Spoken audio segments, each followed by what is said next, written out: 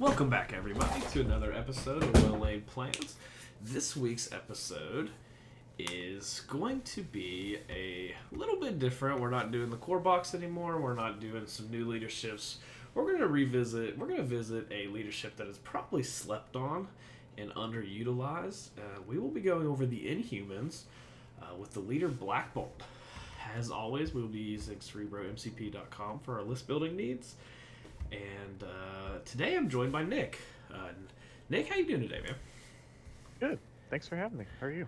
I'm doing pretty good. We are recording a little bit late. You might hear a couple yawns. With my barks from the dog. We'll see. Yeah, I might get those on both sides. My schedule makes it to where a lot of these recordings end up being late, so you might hear a yawn or two from me.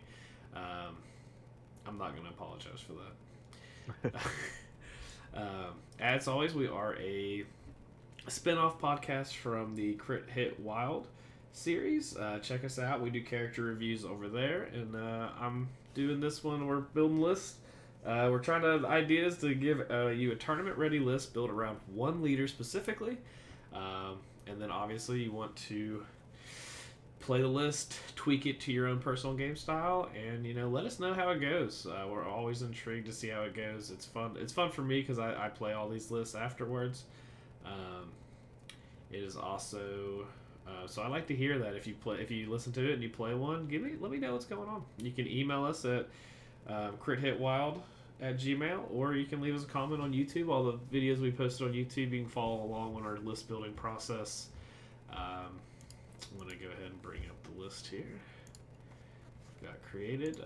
So our leader, and the only leadership we'll be playing in this list, will be Black Bolt. Black Bolt is a 5-threat leader. He rolls 4/4/2 defenses. He has 5 health on his front side. He gets 9 health on his back side. He has a range 4 5 dice builder that is energy with a wild pierce. He has then his spender on his front side is Master Punch, which comes with a place. And then if the attack deals damage, you can if the character is size 4 or less, you can then throw the character short, which is pretty good. And then on the back side, he gains Whisper, which is one of the most terrifying attacks in the game. It is a beam 4 9 dice for 6 power. It has a wild stagger.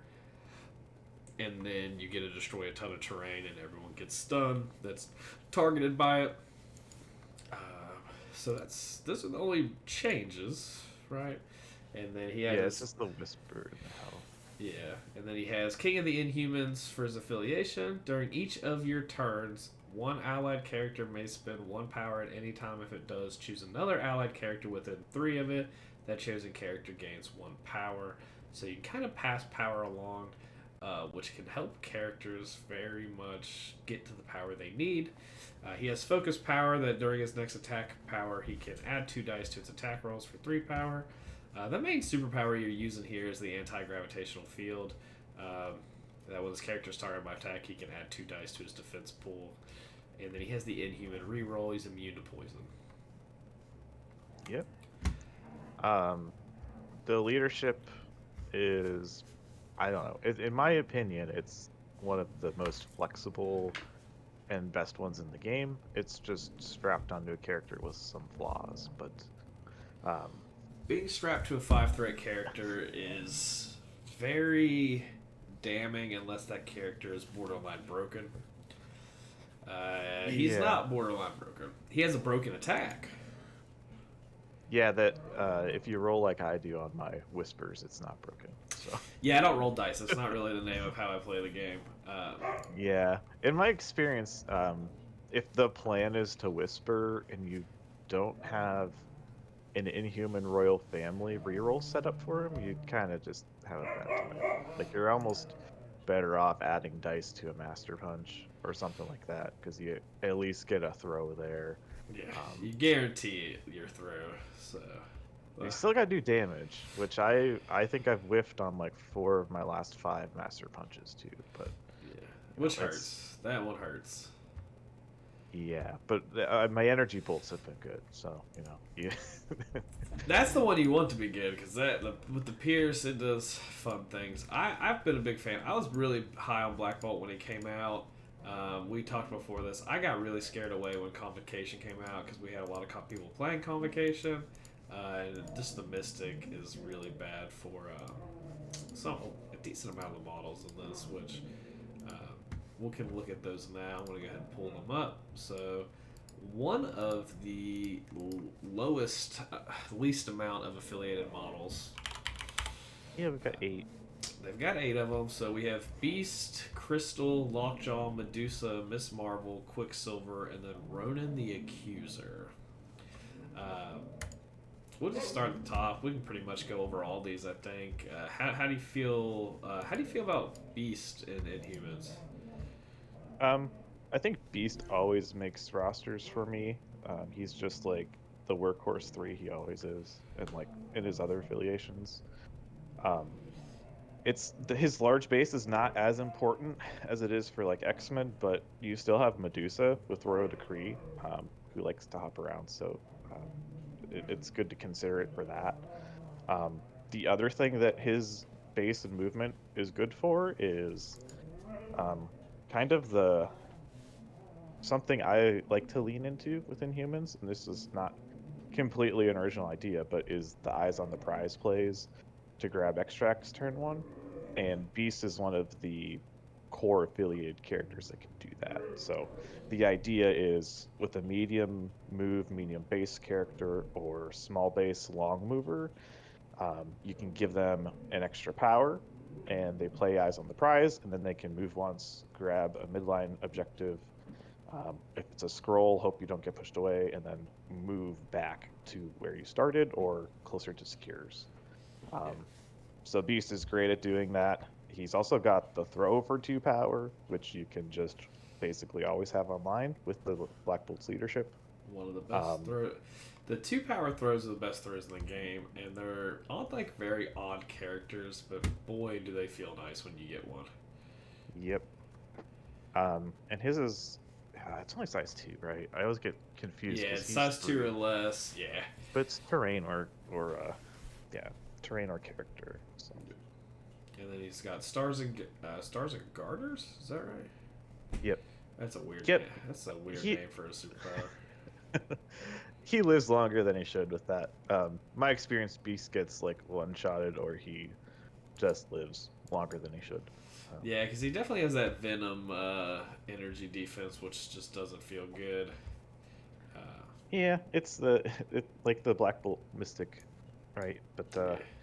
I guess there's not really a specific team that's kind of loaded with energy attacks like Convocation is with Mystic. Defenders obviously is scary for both of them, but most of the time you can just pick your battles with Beast and deploy him away from the energy attacks. Yeah. I've been playing a bunch of Guardians recently, like against Guardians, and he kind of doesn't make it in then, but... Yeah, Guardians. Hey, yeah, that's really funny, because Rocket just eats his lunch, right? Yeah. So, I did want to talk... I just wanted to kind of go over the roster before we really talked about what we're going to do, because I feel like we're probably just going to consider everybody. Okay. I felt like with such a small roster, it's real easy to just kind of consider everybody. I think there'll be some that are like really good. There's only to be one like truly slam dunk, and that's Medusa, who is just like you probably want to play her. To me, at least, I feel like you want to play her like as often as possible. Yeah, I can agree with that. Yeah, it's like very.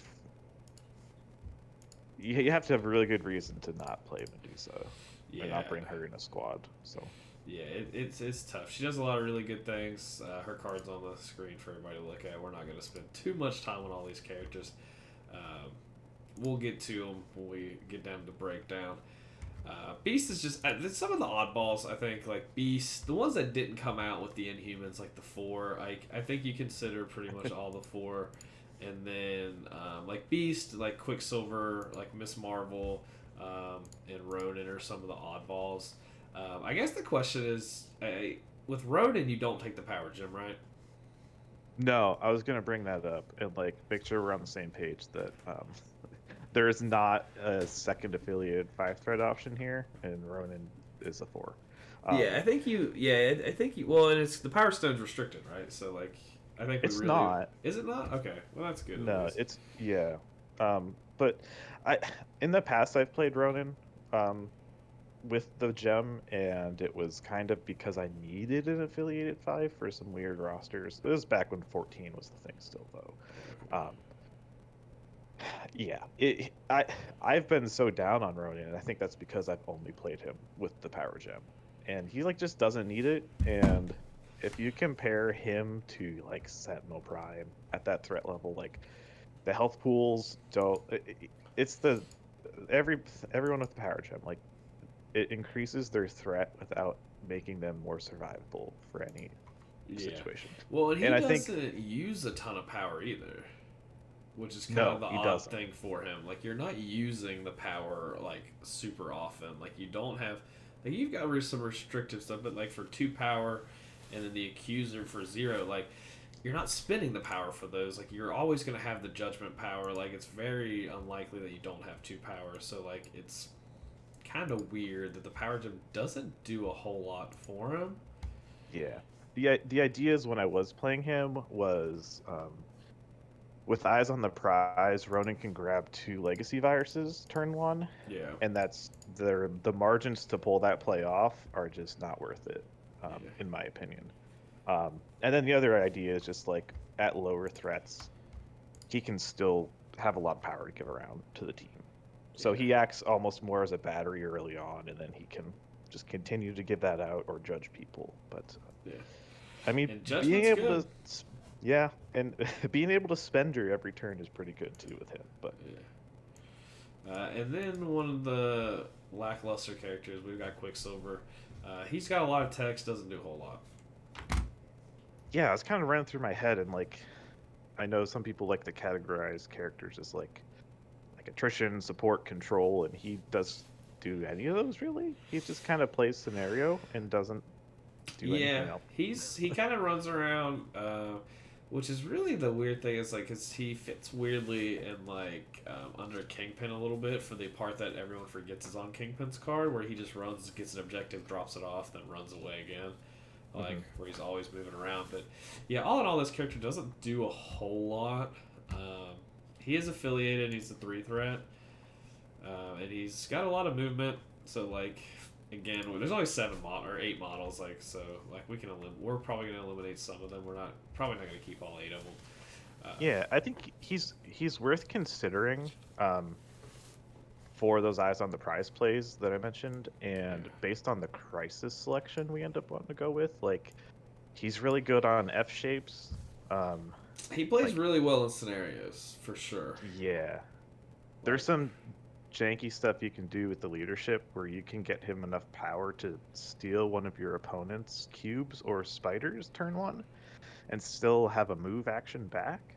Um, yeah, because you can he hand a just power off, right? So turn 1, you hand a power to him. He gets that long move, and then another long move, and then he can yeah, technically you have to long give move. 2 power, Yeah, because yeah, speedsters 2 and then 1 to pick up, but yeah, um, and you can do that, and he also like um, has wall crawler, so he kind of fulfills the same role as Crystal as long mover with flight or wall crawler to just grab one of the midline ones safely. He's probably one of the more he's probably like second to Beast, the most durable 3 threat we have with the reflexes and speedster. So he's definitely worth considering for that. yeah. Um, He definitely does some stuff. I know when I was playing Inhumans, I had him in my list. I just never took him. Like he was always there. He just never kind of made the cut. But when you strap yourself into like Black Bolt Medusa, you've got 9 threat locked up there. Um, so you do get a little picky. So then yep. we've got a couple of models to go over real quick. Then we got Miss Marvel, um, which we discovered earlier. We differ very much on this character. So I'm gonna let you talk about Miss Marvel real quick and just kind of let us know how you play her, what you do with her, and all the fun things. Sure, yeah. So she's like the 5th character that is actually an Inhuman in this list. So she's got that Inhuman leadership, or not leadership, but the innate Inhuman superpower. Yeah, So she's got a reroll on attack and defense. That's her only defensive tech, but she can do a lot of stuff at range. and like sit on a back D point while doing all that. So like I played a couple games yesterday. One was on demons, and she can sit on your back demon. Her builder, not a builder, it's a gainer attack, is range 4. But she gets big, it's almost pretty close to range 5 attack with like the place, the bigger base, and then measuring range 3 from her. And like she's kind of, if you look at her card, it's like there's not much there, and it's kind of confusing. Like, how does she work? It's like she's best when she's like hiding on a back secure in cover, and then she can transform out and punch someone like in the middle of the board, and then transform back behind that thing. And most of the time, they're not going to come back and get her because the fight's in the middle of the board. And she can do more damage than it looks like, because when she embiggens, she's got that innate reroll, and if she's bigger than whoever she's attacking, she gets 2 more rerolls. So it's reroll 2 dice and reroll 1. So unless you, I tend to roll more skulls than I should with her, but I can't count the number of times where her 5 dice just results in 5 successes, and it's just she's consistent. She's like not always the best character, but she's going to be consistent with all her stuff on Yeah, her. I feel like that's my opinion. With 3 rerolls, you'd probably be. I feel like those odds are probably really high of getting, right? Like, I feel like it's. So we're rolling 5 dice. I'm gonna try to use this. The calculator. Yeah, I know it's. We're gonna defend against 3. So let's look at our total number here. So let's. First reroll 2. Nope. I guess 3s. No. Second reroll 1. Calculate. Alright, so expected damage is right under 3 against 3 defense dice. You look, yeah, your average is 23% to have 3 damage. Which is really good on a free attack. Like, that's not a... Like, on a 3-threat model free attack, like, that's probably the highest. You're normally closer to that 2 range. Right. So, like, that's not bad. I think the big thing that doesn't get talked about a lot with these characters is how good that innate reroll is. Yeah, it kind of shines the most on Black Bolt, because, like, with his builder having Pierce plus that reroll, it's just like makes it very consistent. So I guess my question for Miss Marvel, like, because it feels like the main thing you want her on that back point doing things. Not really a question, but just kind of like spitballing ideas here. I know she's affiliated, but like, is Winter Soldier not just better? I would almost look at dropping someone else. So it might be worth having like 2 of those options instead of 1. Yeah, because the other thing Miss Marvel does have is, like, she's got a throw kind of similar to Beast's.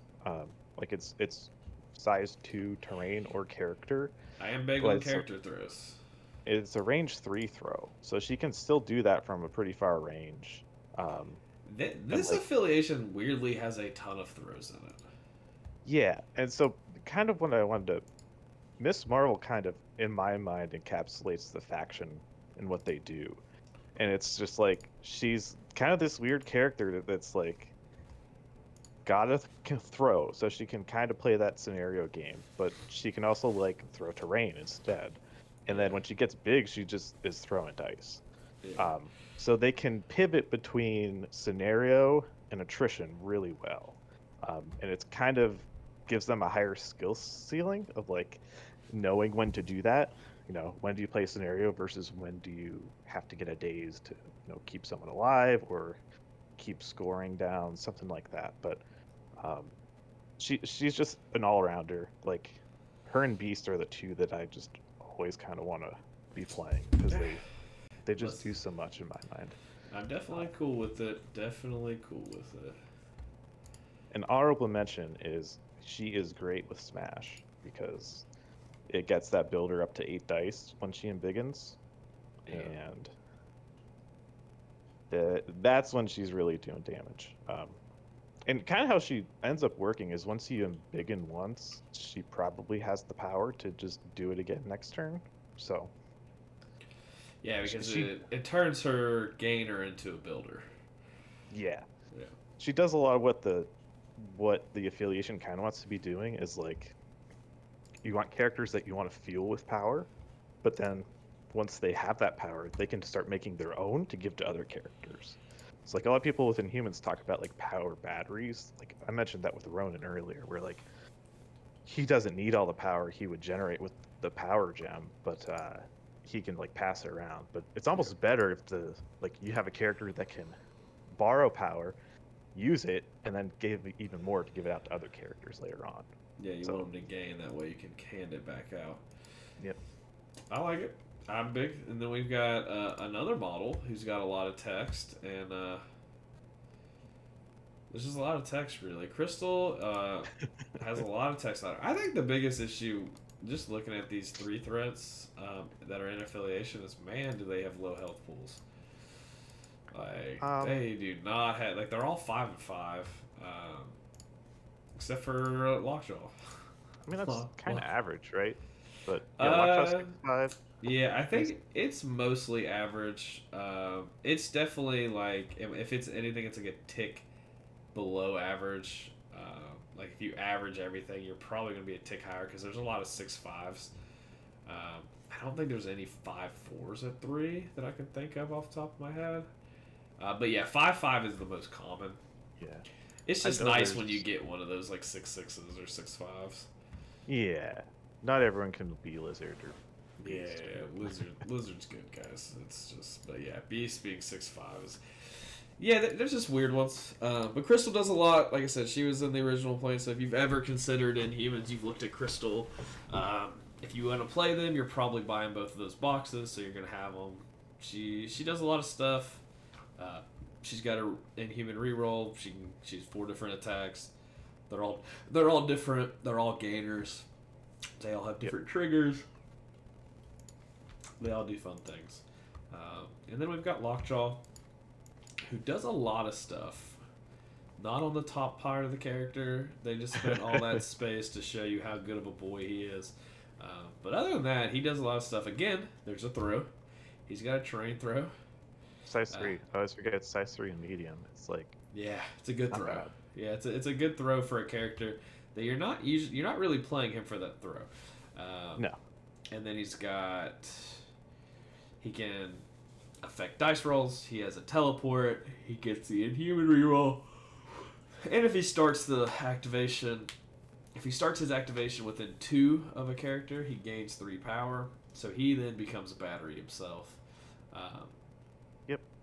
And then can kind of give you a lot of the movement shenanigans. Yeah. The tough part with Lockjaw is that his card doesn't function if you don't get Who's a Good Boy off. Yeah. The good thing that I tend to forget sometimes is that it functions like Royal Decree on Medusa or Hydra Tactics, where it doesn't care if the character you're within 2 of is dazed or not. So, Yeah. but yeah, turn 1 turn 1 you're making sure he deploys right next to a friend so he can move someone within range 3, like place within range 3. It's great.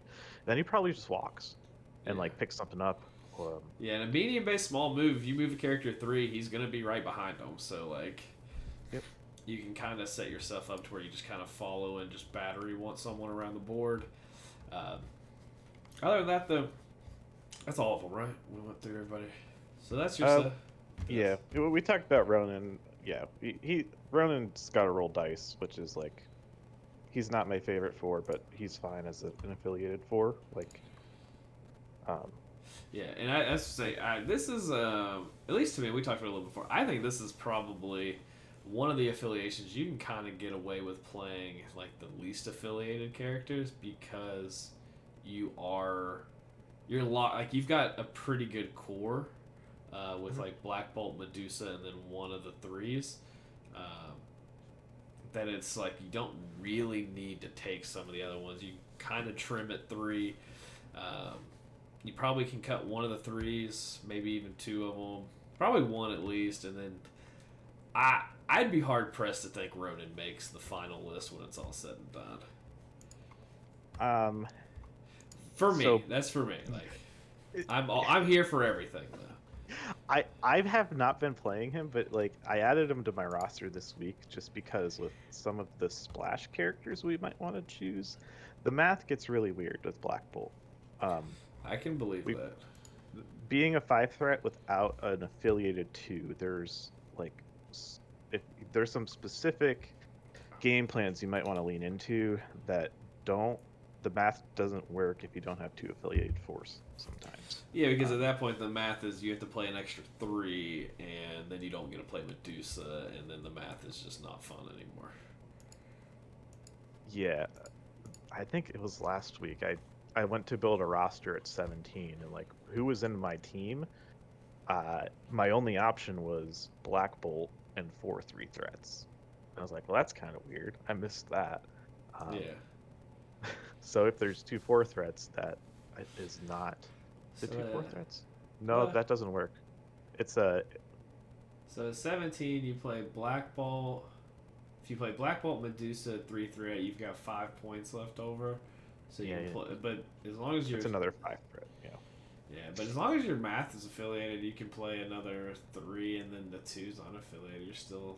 You're not gonna be unaffiliated. Yeah, I think it's 20 threat where it gets weird if you don't. Sometimes 20 and 19 seemed odd in my head just now when I was doing some math breakdown. Because when you have that core at like 12, adding 7, you want a 4 to 3. So 19 doesn't feel great. At 20, you can add, you got 8. So you're looking at 2 4s, 2 3s, and a 2. Yes, and that was what I didn't have one time, I think. Yeah, I played a game where I ended up playing 5 3s in Black Bolt because I kind of had to. I was like, well, that's weird, but this isn't what I actively wanted to do here, but here we are. Here we are. Yeah, I guess my philosophy on some of the Inhumans stuff is like you just gotta find what works with what you have. They really need a box of like more royal family members, not like there are a lot of Inhumans that we should get. Like there's a lot. Yeah, there's a lot of very important Inhumans that we don't have, which is kind of surprising to me. Yeah, because it just there's a lot of newer ones too that like are really easy ones. Like Moon Girl and Devil Dinosaur is like my #1 want for the game right now. That could be. I don't know how they do the rules for it. It's probably the biggest issue, but could be a really cool model. There's a lot of cool stuff they can do. I wouldn't. Yeah, to me, it's just like, why don't they have a lot of these things? Like, there's a lot that just doesn't make sense to me. Like, I just get annoyed because it just feels like every other release is X-Men, and I'm just like over it. Like, I'm just so over it. Like, I like mutants, but it's just like, there's like other things we can get, right? Yeah. Like, we don't have to have an X-Men release every other month. Like, they'll be okay if we just take a break from them for just a little bit. Wakanda is still crying in the corner. Yeah, Wakanda's definitely feels bad. I like the fact that, well, they confirmed 4 new models for Wakanda. Yep. Right, so kind of 2, or kind of 1. I don't know how that's gonna shake out. Like 2 of the new ones are reworks of existing models, and then Claw is like a 50-50 of if he is affiliated or just gets the Cabal treatment. Like, yeah, I would be kind of shocked if he's not Wakanda. But the fact that we just are now getting M'Baku is insane to me. Like, absolutely insane that it took this long to get M'Baku. But they did a great job on the design of him and everything, though. So like, the model does look. All those models look really good. They did a very good. They do the models in this game are probably the #1 factor that gets people into this game. If I had to guess, like the models are beautiful.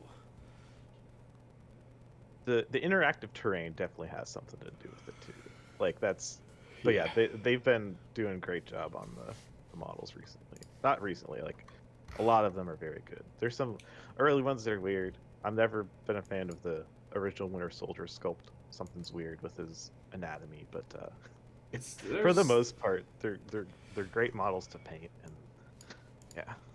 who paints? I'm just kidding.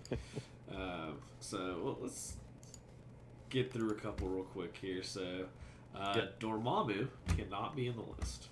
He'll get his own episode, guys. I promise. I just keep saying that. He'll get his own episode eventually. He's not in this one. So the next is Seven Threats with Malekith and the Immortal Hulk. Skipping Thanos. Yeah, bring up Thanos when I get to the Six Threats. I don't know. Okay. I don't know why I do that because he's effectively a 7 or an 8, but you can technically play him at 6. Like he's a good 6 threat without anything. He's a good 7, and he's also a good 8. Yeah. And then at 7 we have Malekith and the Immortal Hulk.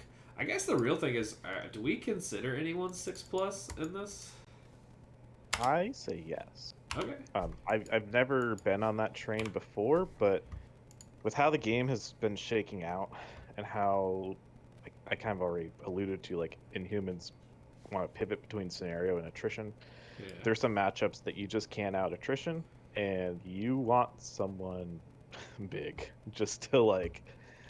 It's kind of like, this is a bad matchup. Let's see what we can do.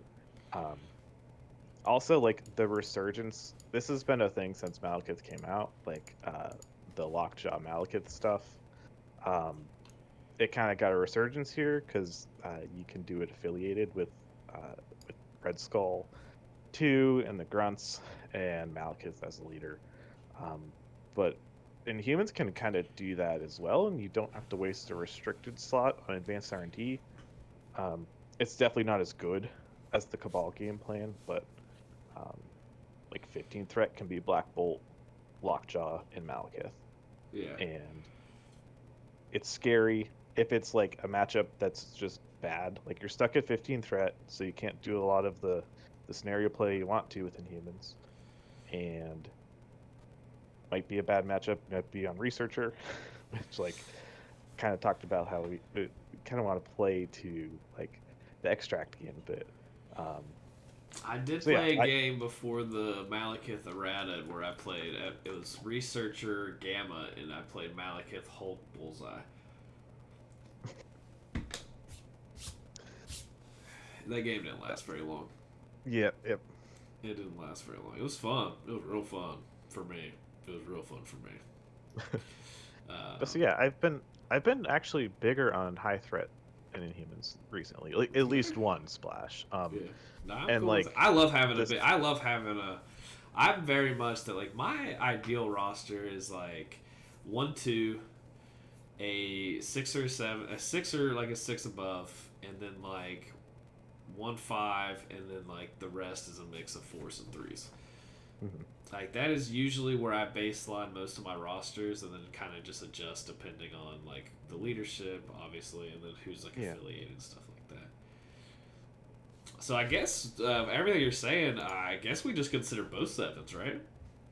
I am, yeah. So like I'm playing Malekith currently in my roster.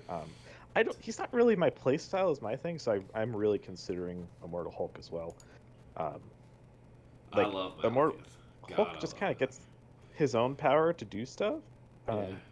But like with the leadership, you can turn on the Gamma Leap, grab a thing, or sorry, walk twice, grab a thing, and Gamma Leap back. Like the stuff Mystique does with Hulk, or Steve Avengers. Like you can do the same thing with giving him a power. Immortal Hulk's going to be a really weird one to play with because you got to be careful, I think, with how much power you give to other characters from him. Yeah, because he wants to use his power. He wants to use his power until he's about to die, and then he wants to not use it. Yeah, then he wants it all. Yeah. But if you can like time that right, you can just have your character start dumping extra power on him, which I think is interesting, and it's effectively healing him. Yeah. So and we're definitely... I think he just a lot of good stuff. His spender can be online turn one with Inhumans, which is kind of gross. It's really gross, and I love it. It's really gross, and I love it. So yeah, I Yeah, would I consider think. both. Yeah, I'm cool with that. I really like both of those sevens. I think both sevens are really good. I mean, if we're considering Immortal Hulk, we're considering Hulk too, right? We do. In my experience of like building lists, the math actually works out worse with a 6 threat than it does with a 7. I think there's more threat values where if you play a 6, you need a 2 for it to like work well. It's Whereas with because it turns it odd. So yeah, you kind of want them to make it even versus odd. yep, And I guess depending on the way we want to build the list is where kind of the consideration for Thanos is, right? maybe, yeah. Um, Like, because a seven threat Thanos is still very good. I don't think you play 8 because I think you would want one restricted spot. I think a 7 threat Thanos works out really well. Kind of what we were just talking about. But also, you can play one of the non-restricted stones. So you can play like the Mind Stone, um, which is really really good to kind of displace characters. Then you have the Power Stone. Um, if you want, him to just be. I mean, at that point, he's just a full out battery. Um, yeah, I'd and probably then go. Yeah, I don't. Hmm. I haven't thought about 7 threat Thanos a lot. Like I'm normally like all or nothing, but Well, the 8, yeah, because the eight's really good. But the problem is your second one is probably Mind in Space, um, and space is restricted. so I had good success with mind power in Wakanda, but that's also because he can use that extra power to kind of keep him alive with the Wakanda Yeah, rerolls. But it's not terrible. Like it. Um, I mean we can but get it. We can get to that at some point. I just don't like giving. But 8 kind of gets back to the exactly what we were talking about with 6. You kind of have that math problem, right? with 8, you have it's kind of because like with 6, you need a 2 for some of the math to work. With an 8, um, You're just playing you're down a just character. stuck. You can't play it like the big thing with the sevens is like you can play 15 and 16, you have really good rosters, right? It's like Yeah, Black Bolt, one of your affiliated threes, and then your 7 threat. And then yeah, at 16, it's Black Bolt Medusa, and that's 7 threat. yeah. Um, and you lose that with 8. So I think are we? I think we're in agreement on the 7 threat Thanos then. Yeah, yeah. I like 7 threat. I like 7 threat Thanos a lot. Are there any of the other sixes that you'd look at considering? Maybe Hulkbuster, if we want to control, but I think like Hulk's just gonna outclass him. Yeah, and Yeah, if we want so control, Thanos is just better, right? uh, With the Mind Stones, right? Like yeah, he's got the throw, he's yeah. got the move, he's got the Cosmic Portal.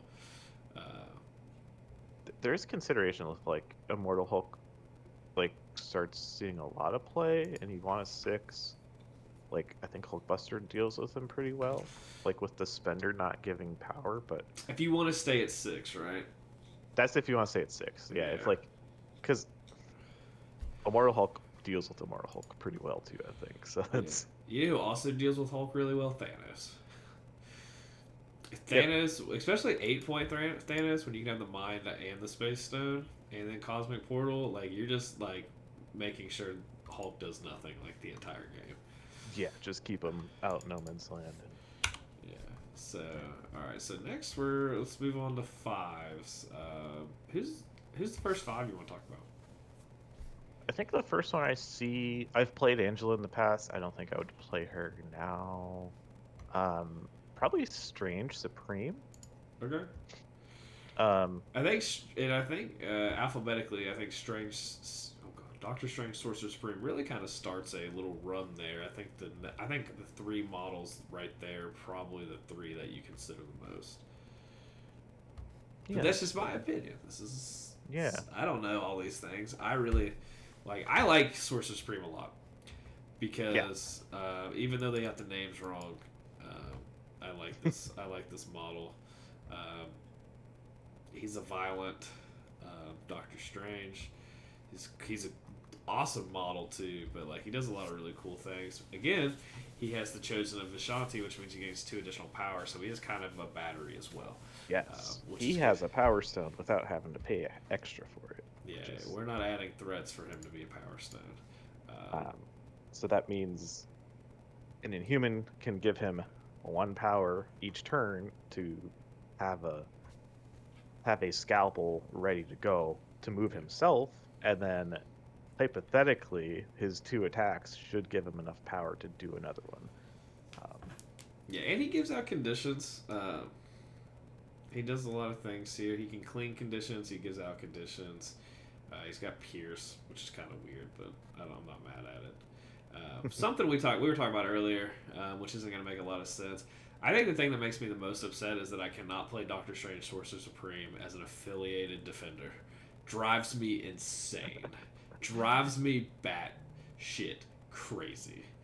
I mean that's the biggest sign that they have to have a plan for it at some point, right? They They're have to have a just second slow rolling leadership. it. And like I think it's gonna be a model that was developed a long time. Like I know I don't want to tangent too much, but I think it was a model developed, and they realized like, hey, it might make them like too good.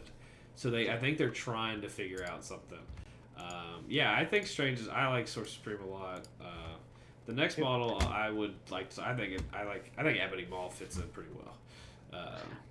I haven't considered it yet, but yeah, he might almost be better as a 6. I guess you have Lockjaw and Medusa though. Yeah, my concern is him just having to walk around, right? Yeah. But he's got the same thing Strange does. He gets 2 extra power a turn. He has So he 2 extra basically has, power. He's got the best terrain throw prop. He's second best terrain throw.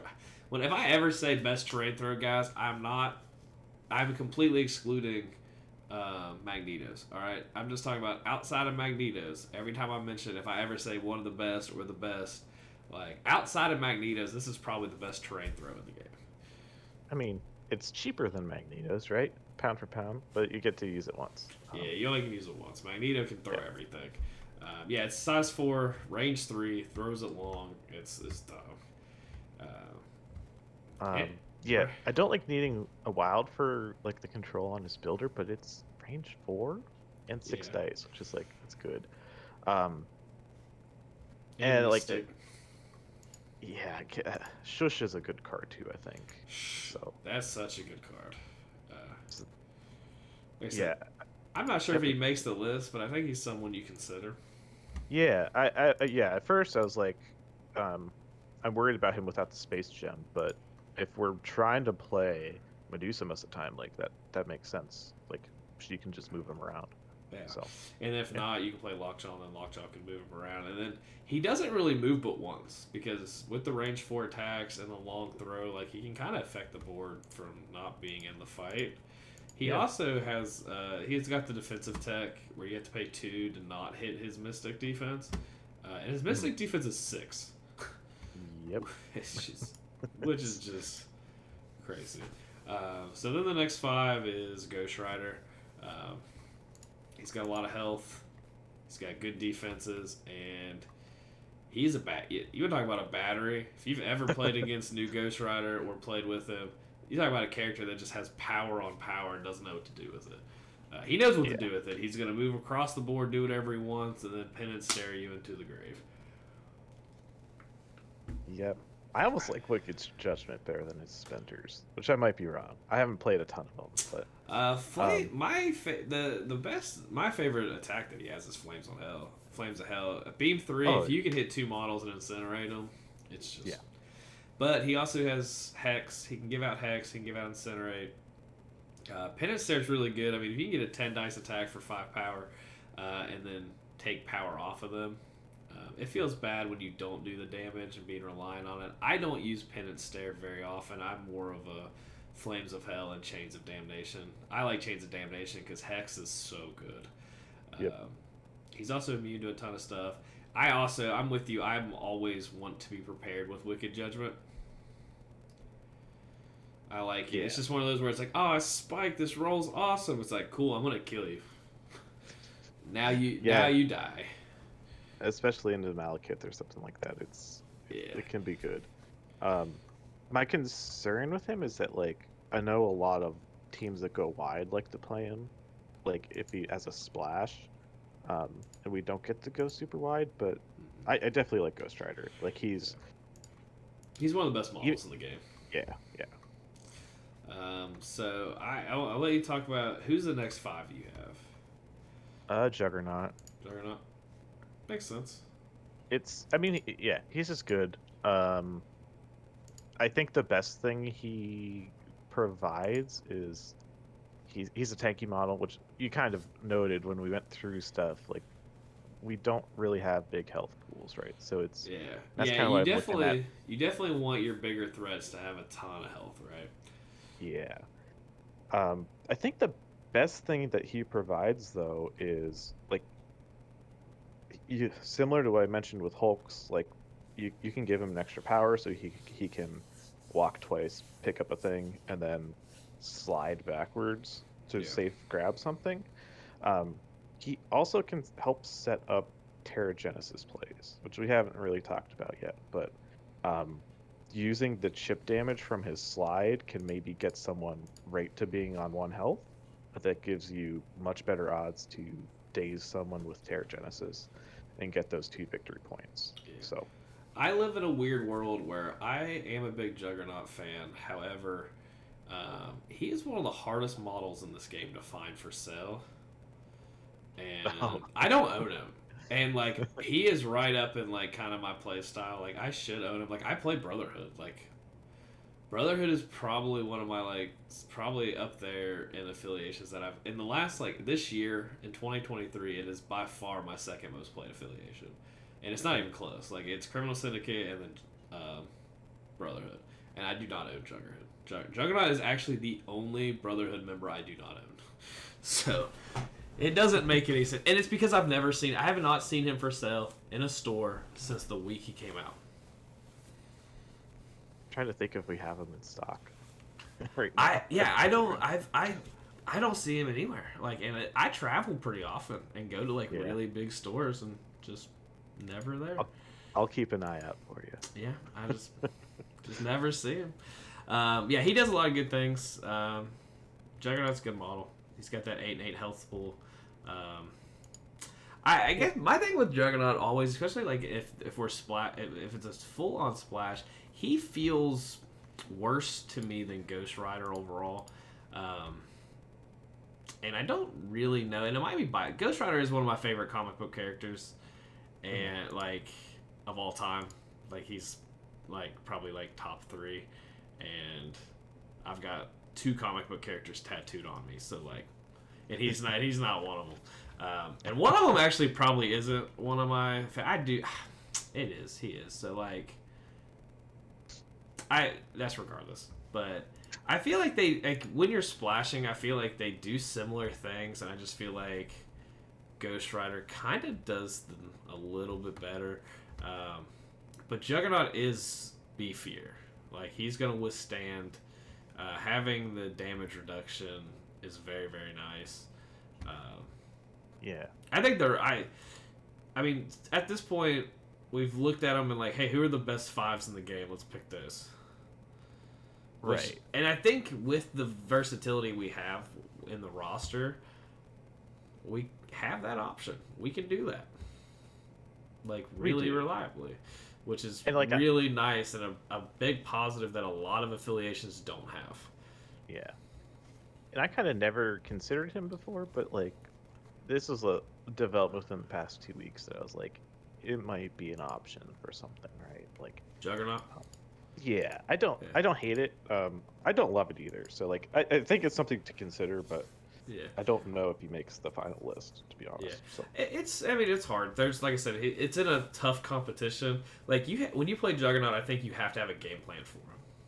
Absolutely. Yep. And we might only have room for 1 splash 5 with having Black Bolt already. So you kind of want someone that can kind of come at any situation. So, do you have any other 5s you want to talk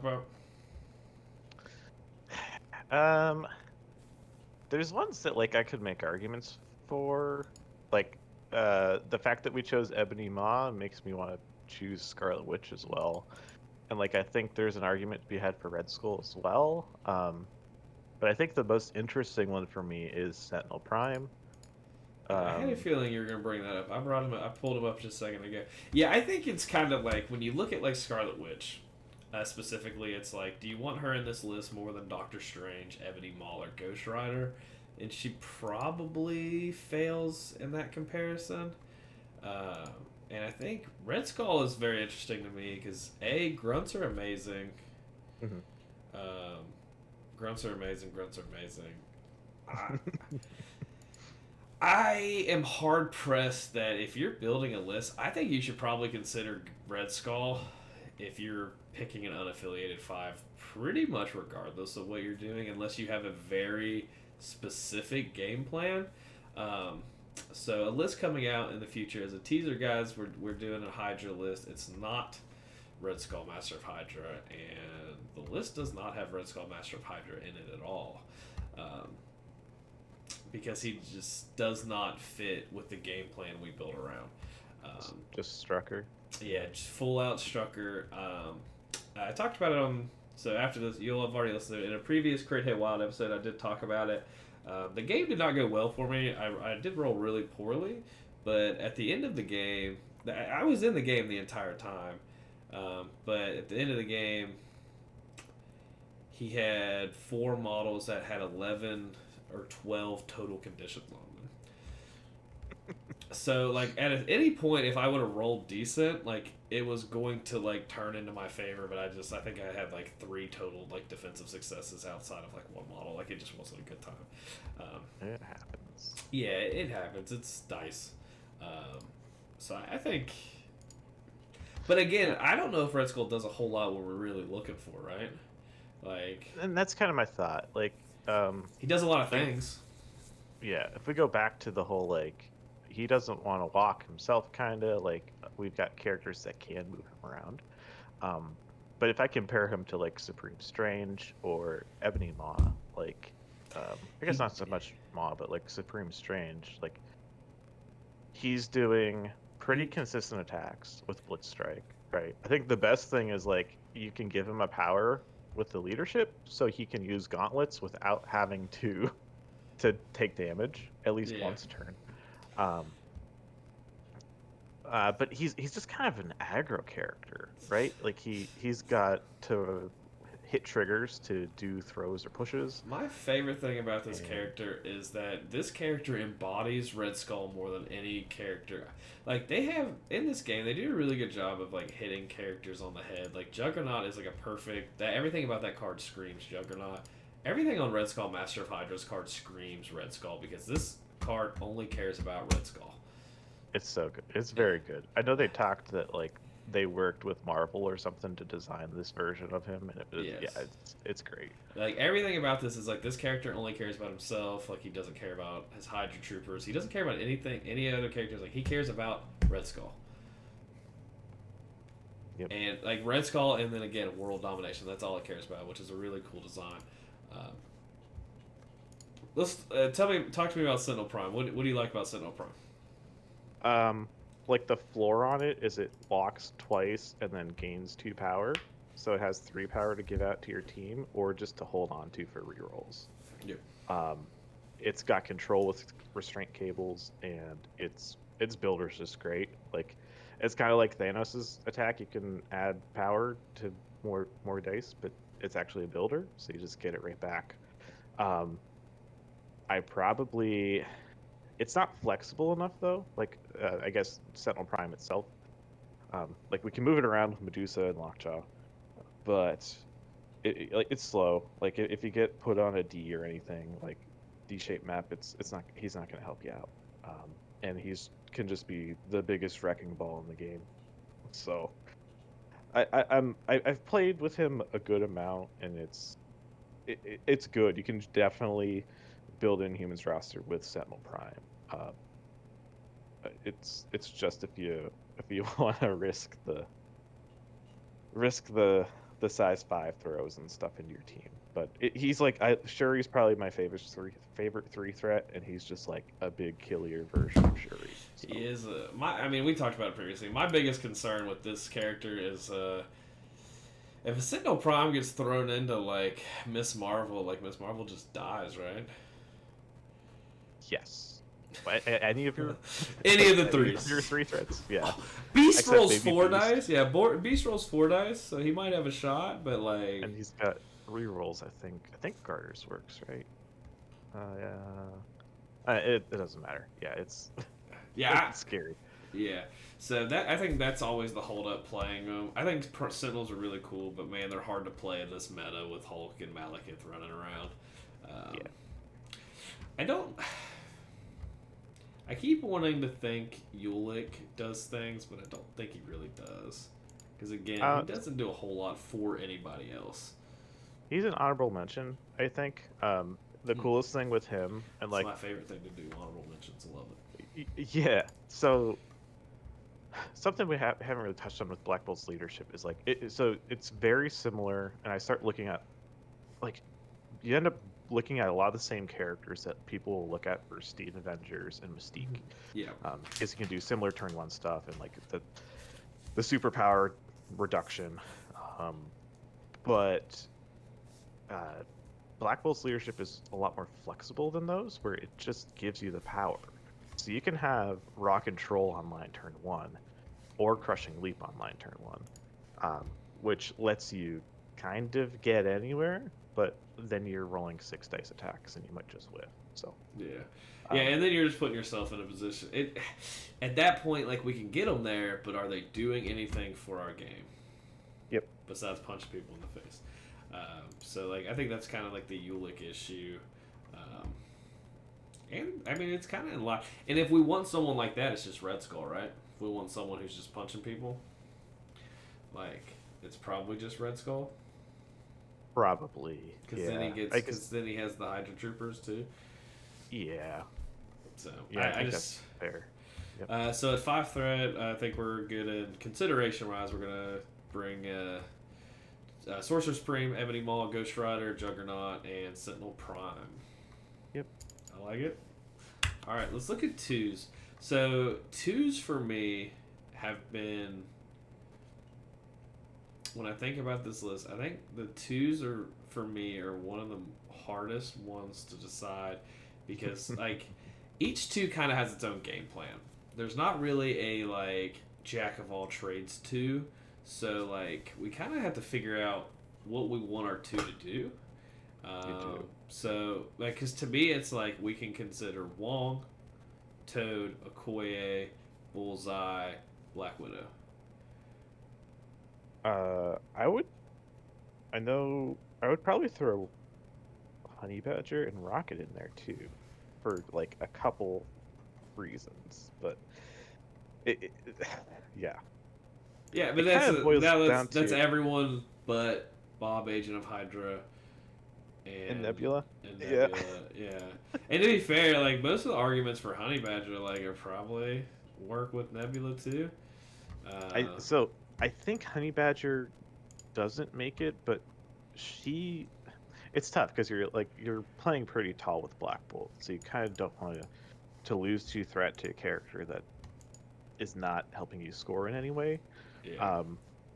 That's why I didn't bring them up because I don't like playing Honey Badger even with X-23. Like I hate models who can't score points. Like that's the reason I never bring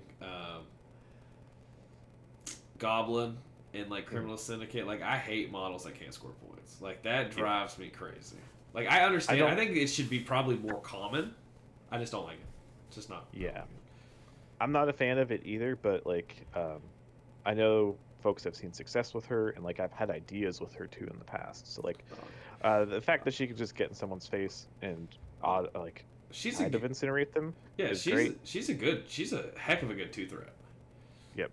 I think the most interesting thing with Inhumans, and it's just like never probably going to be good enough, is that you can have the power to play Jonathan on turn 1. Yeah, I do love me with some the Jonathan. leadership.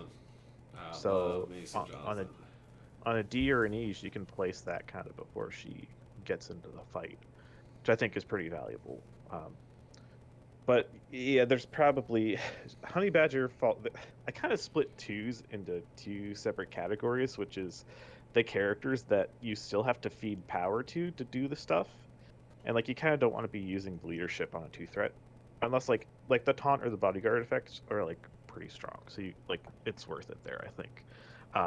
And then the other characters like uh, Black Widow doesn't really generate power, but she also doesn't use it. It's like she's fine if you want that long mover, so she can do your eyes on the prize plays. But then Yeah. like Bullseye, Rocket just kind of generate power, and they can give it out to other people. They don't Yeah. really use it themselves. Yeah, Black Widow is just kind of that stealth martial artist that's going to run around the board and do things.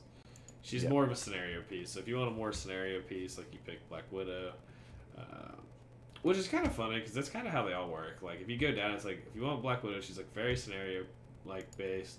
Like Bob is like if you want to just have someone who can just cannon shot somebody. Uh, Bullseye's probably the most overall best too, right? Yeah, range 4 attacks and um, like hit and run, and he's got a lot, especially the chip damage. So Yeah. he's probably like the one I would just like really consider. All right, give me 3 2s that you want to Three consider. twos. All right. Yeah. We'll just Bullseye, Wong, Okoye. That's probably like covers all the bases. You got attrition, you got support with Okoye. I guess support with Wong as well. But Yeah. Yeah, if you're looking, like I said, they are broken down. Like I said, if you're based on like that more scenario play, you're looking at like Black Widow and Toad. I Like do you're, really like Black Widow. Yeah. if you're like support pieces, you're looking at like Wong and Okoye. Like your fighters are like Nebula and Honey Badger. Like your overalls, Bullseye, and then like if you just want an answer to like a big threat, it's like Bob. Like the amount of times I've had Bob do like 4 or 5 damage to Hulk with his big attack, and it's just like, well, that's it. And I was like, a 2-threat model just put 5 damage on someone. Like I can do the rest. I can do. You know what I mean? I can do 15. I can do the rest, but like, I get blown up by Bob all the time. Just because like I play affiliations that tend to want to clump up for whatever reason. Oh yeah, So, I played, so in that list I had Bob in that Hydra list, and his shot went off and it's like, yeah, but I dazed the 2 characters near you, and it's like, yeah. oh wait, yeah, that stinks. That really stinks. So Yeah. I like those 3. I keep going back to Rocket too. Just the range 5 and his powers just always going to someone else. I like Rocket. I actually, you know what? We can have a 4th 2-threat because I actually think Rocket and Groot together work very well in this affiliation. Okay, yeah, I haven't thought about that, but Because Groot also has a lot of power. He heals. He has a card that heals everybody. Yeah. It's one of those things where I think that's a really good duo, and especially a 5-threat is really, really good. The only thing, again, we might run into the issue of just having a 3 and a 2 unaffiliated might end up hurting us more than helping us. I'm cool with that. You know what? I want to throw Black Widow in there too because I think we both really like Black Widow, and I think she is massively underutilized. She's, yeah. When you mentioned there's not like a vanilla like general purpose 2-threat, like I feel like it's her, but I guess she doesn't do attrition at all, right? But like, Yeah, she's not really attacking very much, but man, does she just love to just steal stuff and run around. yeah. And with that eyes on the prize game plan, like if I can be running a 2-threat out to grab something, that feels great. Especially like if it's scrolls, right? Which is like one of the riskier grabs, like because you might get moved afterwards, but then you still have that long move to get back. And if it's a 2-threat doing that with stealth, that feels really good. Stealth and martial artist, so like she's counting blanks, which is really, really good. She's won a lot of games for me. So. Oh yeah, she's fantastic. I'm big fan of the whole. She's miles better than her 3-threat counterpart. All right. So we've got so 4-3, your choice. Oh man, Let's like do 4. These are definitely the ones that probably take up the most. See, and I was going to mention 4. I think we'll have a lot more options at 4 than 3 because of how many affiliated 3s we have. If that makes sense. Yeah, that's pretty fair. There's almost not as many 4s I'm interested in. I think. I don't know. Well, that's weird because I think most of mine are 4s. So, okay. let's do fours then. All right, I'm in fours. Who's the first four that you want to talk about? Bill, I think. All right, well I've got one before that because I think Agent Venom should be talked about. Agent Venom. Okay, yeah. Yeah. So my big thing here is Agent Venom. Decent defenses. You can pass him a power. He can web swing on turn 1. Yep. He doesn't have to do that. And he also he's got a character throw, a terrain or character throw. Big fan of that. But he also prevents the opponents from modifying dice against him. So I like the fact that we can take a massive advantage of a lot of rerolls on our side, and then prevent people from kind of doing that against us. Yeah, he's a menace. I'm still trying to figure out how to deal with, because he's very good into Inhumans because of all our defensive rerolls. Yes. Like all of our defensive tech is rerolls. So. Yeah, which is funny because and Brad mentions it, in the Hydra game I played, I picked a massively inferior list to play because I did not want to proxy 3 models, because I don't own Strucker, but I also do not own Venom or Spider-Woman, so I just didn't play them, and I played other models, and it was the wrong decision. Like, I knew that from the beginning. Brad knew that. We all knew that going then, but it was just like, it was very apparent during the game that it was like, yeah, like, this is a completely different game if I'm playing Agent Venom and Spider-Woman. Yeah. I think he's a good model.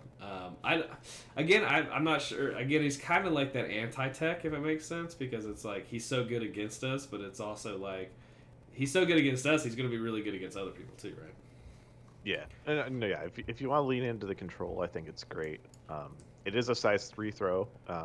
It's a worse version of Medusa's throw. It's range 2 instead of 3 in the same power, but it also throws terrain, which Medusa's does not. So definitely worth considering there. Yeah. Yeah, and like the fact that you can just like maybe I feel like the biggest problem with characters with the grenade attacks is like there's a lot of times they just don't want to use that one power to get Incinerate out. But if you can just use that power from someone else to do it, it's essentially free, right? We're looking at it the way we're looking at it's essentially free. So yeah, we've got, like, if you look at some of the affiliated characters, like there's a couple 4 dice attacks that like Crystal's got high volume attacks but low dice, and she would just love for a character to be incinerated before she starts wailing on them. So yeah, so I think we're both on the Agent Venom. Should probably be someone we could. There's not a model that I've not played against Agent Venom. I've not played with Agent Venom, but the more I think about this model, the better he gets. Like, I think they did such a good job on that pack, and I even said when it came, I was like, I'm not buying that box, and I have just ate those words because I want both of them, and I'll eventually buy them, but yeah, the biggest thing was I've seen, like, I haven't used the Agent Venom myself, but I see that he does struggle with power because he's got so much, like regular Venom, he's got so much he wants to do, but like Inhumans can help that. Who also helps that? Hellfire Club, and that's really where I want to play him. I want to play him right beside Venom, and just. The funny thing is, like, he has Incendiary Grenade, and is like the last attack you want to see with him is like a grenade attack. Like, to give him Incinerate, like, feels so bad, and then just throwing a grenade, 5 dice against 1, just hurts so bad. Anyway, well, he can just remove it, right? That's what I always forget about on his cards. Like, he's effectively immune to anything once he gets to activate. Yeah, so. He just has to activate. To activate. The next one's Beta Ray Bill. As you mentioned previously, I am on the team that I'm not sure you build a roster. He's one of those characters that are slowly getting to that tier of just, I'm not sure you build a roster without considering Beta Ray Bill. Yeah, unless you're in like a hyper control situation. I don't know though, because like even then he does enough. Like it's because hyper control, like especially in Inhumans, like. The worst thing he can be doing is borrowing a power from someone and doing his throw and then just walking somewhere else. Yeah, right. And that's just like the fact it's size 4. It can throw basically anyone but Sentinels and Dormammu, right? unless I'm missing something. Yeah, no, that's it. And he can still throw them with his God Hunter attack. Got to hit a crit hit wild trigger, but he can do it. And at 10, I mean, on those you're looking at 10 dice. Like the math is there. You should hit them. Yep. So yeah, he's definitely an include. My concern is that like Medusa's kind of a specialist, or sorry, a generalist, and Yeah. he also plays that way. But like, I don't think it's bad. Like, If you can he's play two definitely better than Medusas, Ronan, if you can play so- two Medusas, you probably play two Medusas, right? Absolutely, and he lives a lot longer than Medusa does. So Yeah, he can reduce to 0, which is real nice. a 5 on the back always gets me for him, but Yeah, it's that's the worst thing about the card, but he does roll 4-4-3. Yep. Which is I guess good. the best thing is like I always used to consider playing Thor, and He's does also what he is immune to incinerate too. it's huge, yeah. Yeah, which is real big. Yeah, he does what I want out of Thor for like a roster like this. Threat less. So it makes He also fits in because he's immune to poison. It's thematic. He's got stuff going on with the Kree as well, just like the Inhumans. So yeah, So it's thematic. we can stay a little thematic with him. So my next 4 is not super close, so it's a little bit further down the list. So who's the next one you have that you want to talk about?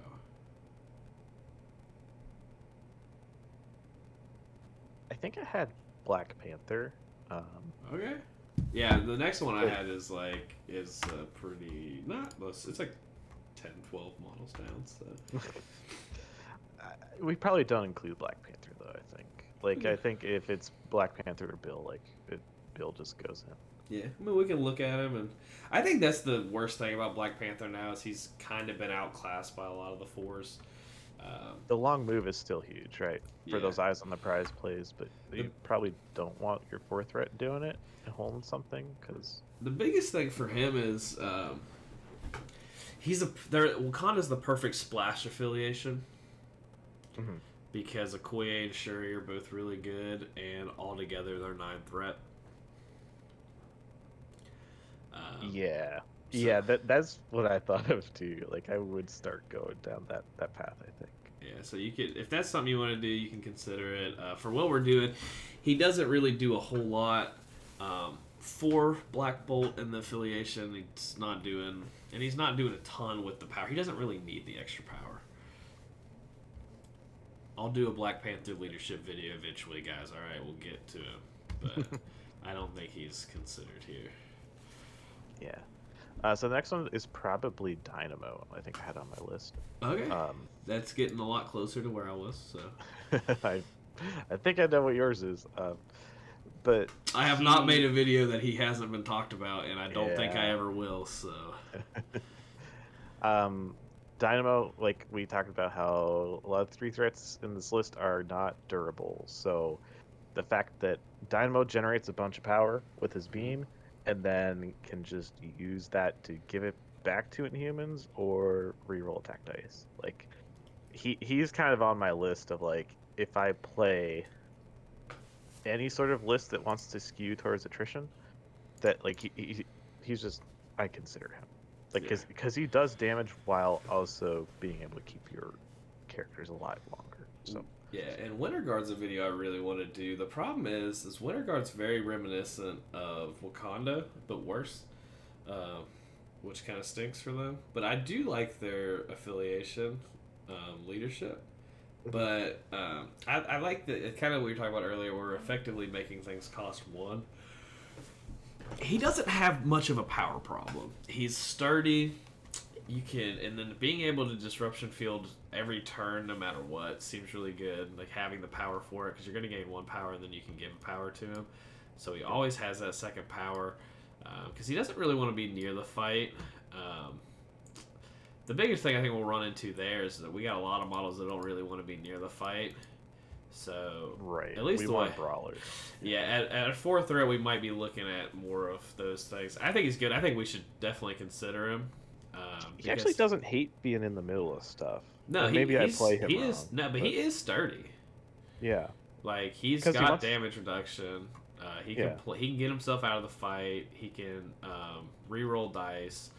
Um, like he does things like that you Yep. want to be doing. He just doesn't hit super hard, Right. Yep. which is hard. He's But he has 12 volume health. of attacks. Yeah, he's got 12 health. Shock, also a fun condition to give out. The homing rockets, it's good on Iron Man. It's good on Crimson Dynamo. It's just good. Yep. So I'm definitely good with that. I will not let you talk about either of the characters before the next character that I want to talk about. Well, I'll let you go with Voodoo then, because we're not considering Cyclops. We're not considering Daredevil. So next in line is Doctor Voodoo. I'm gonna say it every time I get the opportunity. Doctor Voodoo is one of the best characters in this game. Like, it's not close. He's an S tier character. He's phenomenal. Everything on his card is good. You need to consider this model regardless of what you're playing. The fact that the one thing he can struggle with power, and that we can just benefit the power to him, is it's just crazy. I said a previous video before this comes out is going to be a Steve Avengers, and it's one of those where it's like you look at that list and it's like there's no world where you don't play Dr. Voodoo in Avengers because he's affiliated and like everything costs one less. Like, it's just stupid. He has a terrain or enemy throw that can be terrain size 3 or character size 2, depending if he has the Brother Daniel token or not. The Brother Daniel token can make him roll 4/4/6 defenses. Every time he rolls dice, if he rolls a skull, he gains a power, so he kind of can become a battery to give it out. He can turn models off from scoring points. He's got 2 mystic attacks. I'm gonna talk about. Immune to Hex in the center. I'm gonna talk about Voodoo every time I can. This model is just. I don't think he's necessarily a slam dunk in this list like he is in a lot of lists. But I don't know. He does a lot of things we want to do. He's, like I didn't mention it with Phil, but like they're both medium moves. Yeah, so he's very hard pressed to not make a list. I think most lists. So all right, I won't clamor anymore about him. I clicked the box. I'm ready to move on. So who do you got next? Because I think we're getting into kind of like a place where I think a lot of these models do things for us. Maybe not Elektra. Sorry. Yeah. But like always is interesting, but I don't think she makes it in. And then there's Emma. Emma always having 2 power to shield minor telekinetic deflection. Seems good. Yeah, it's without like considering her leadership for this this exercise. Like, I don't know if she makes it in. It is very like she's got a great toolbox of stuff, right? Yeah. So I think like you definitely consider it at some point. The fact that she has like an Indomitable and Brace just built onto her card. Yeah, it's real good. Indomitable for friends and Brace for herself. Yeah, and she runs into that kind of what I just brought up with Dynamo. It's just the one thing about her is kind of rough is she also does not want to be really close to the fight, but like Dynamo, she has the distance attacks, and she can. There's no range on telekinetic deflection. I need you to know that I read that like 30 times before I realized there wasn't a range on that. Like, I know it's just her, but it's just like, for the longest time I thought it was when this character were an allied character, and then I thought there was a range. Like, I just thought it was a completely different thing forever. Oh. And I don't know why I just thought it was forever. But the main thing is that keeps her alive, because throwing stuff into her is the main way to like really take her out on this side. Right, because then she can't transform, right? Yeah, so. Well, you're not. I think it's kind of becoming. We might be the affiliation if we brought her that would use her diamond side, because we gain the throw, we have the attacks. She still gets psychic immunity. She gets all the immunities abilities to kind of wipe off of her, but like for the most part, you're just probably never transforming her. Yeah, it's still a pretty big punishment, I think. The first time I played her, like I transformed her like 3 times, and then I was like, that was wrong. I should have never done that. Yeah. Like after each time, it just felt bad. But yeah, I think she's really one of those really good models. I'm kind of with you. I'm not really sure she does a ton because I think her biggest benefit is the Hellfire Club like leadership that you can play to where you could kind of play her. I think she does fit in overall. Oh god. I mean, so that's my thing. I actually do think she's kind of one of those models you kind of want because you can kind of get a 4-threat leader. Or That's cheating. I know it really is. I'm having a real mental dilemma right now. If I want to allow it. So when I started this, she did not exist. I gotcha. So when this was a thing, she did not exist, and it definitely makes it harder because, boy oh boy, does she kind of change the way like anything works. But I'm, you know what? I don't want to add her. You mentioned Enchantress. You got. What do you think about Enchantress? I don't think I actually want to talk about her. Okay.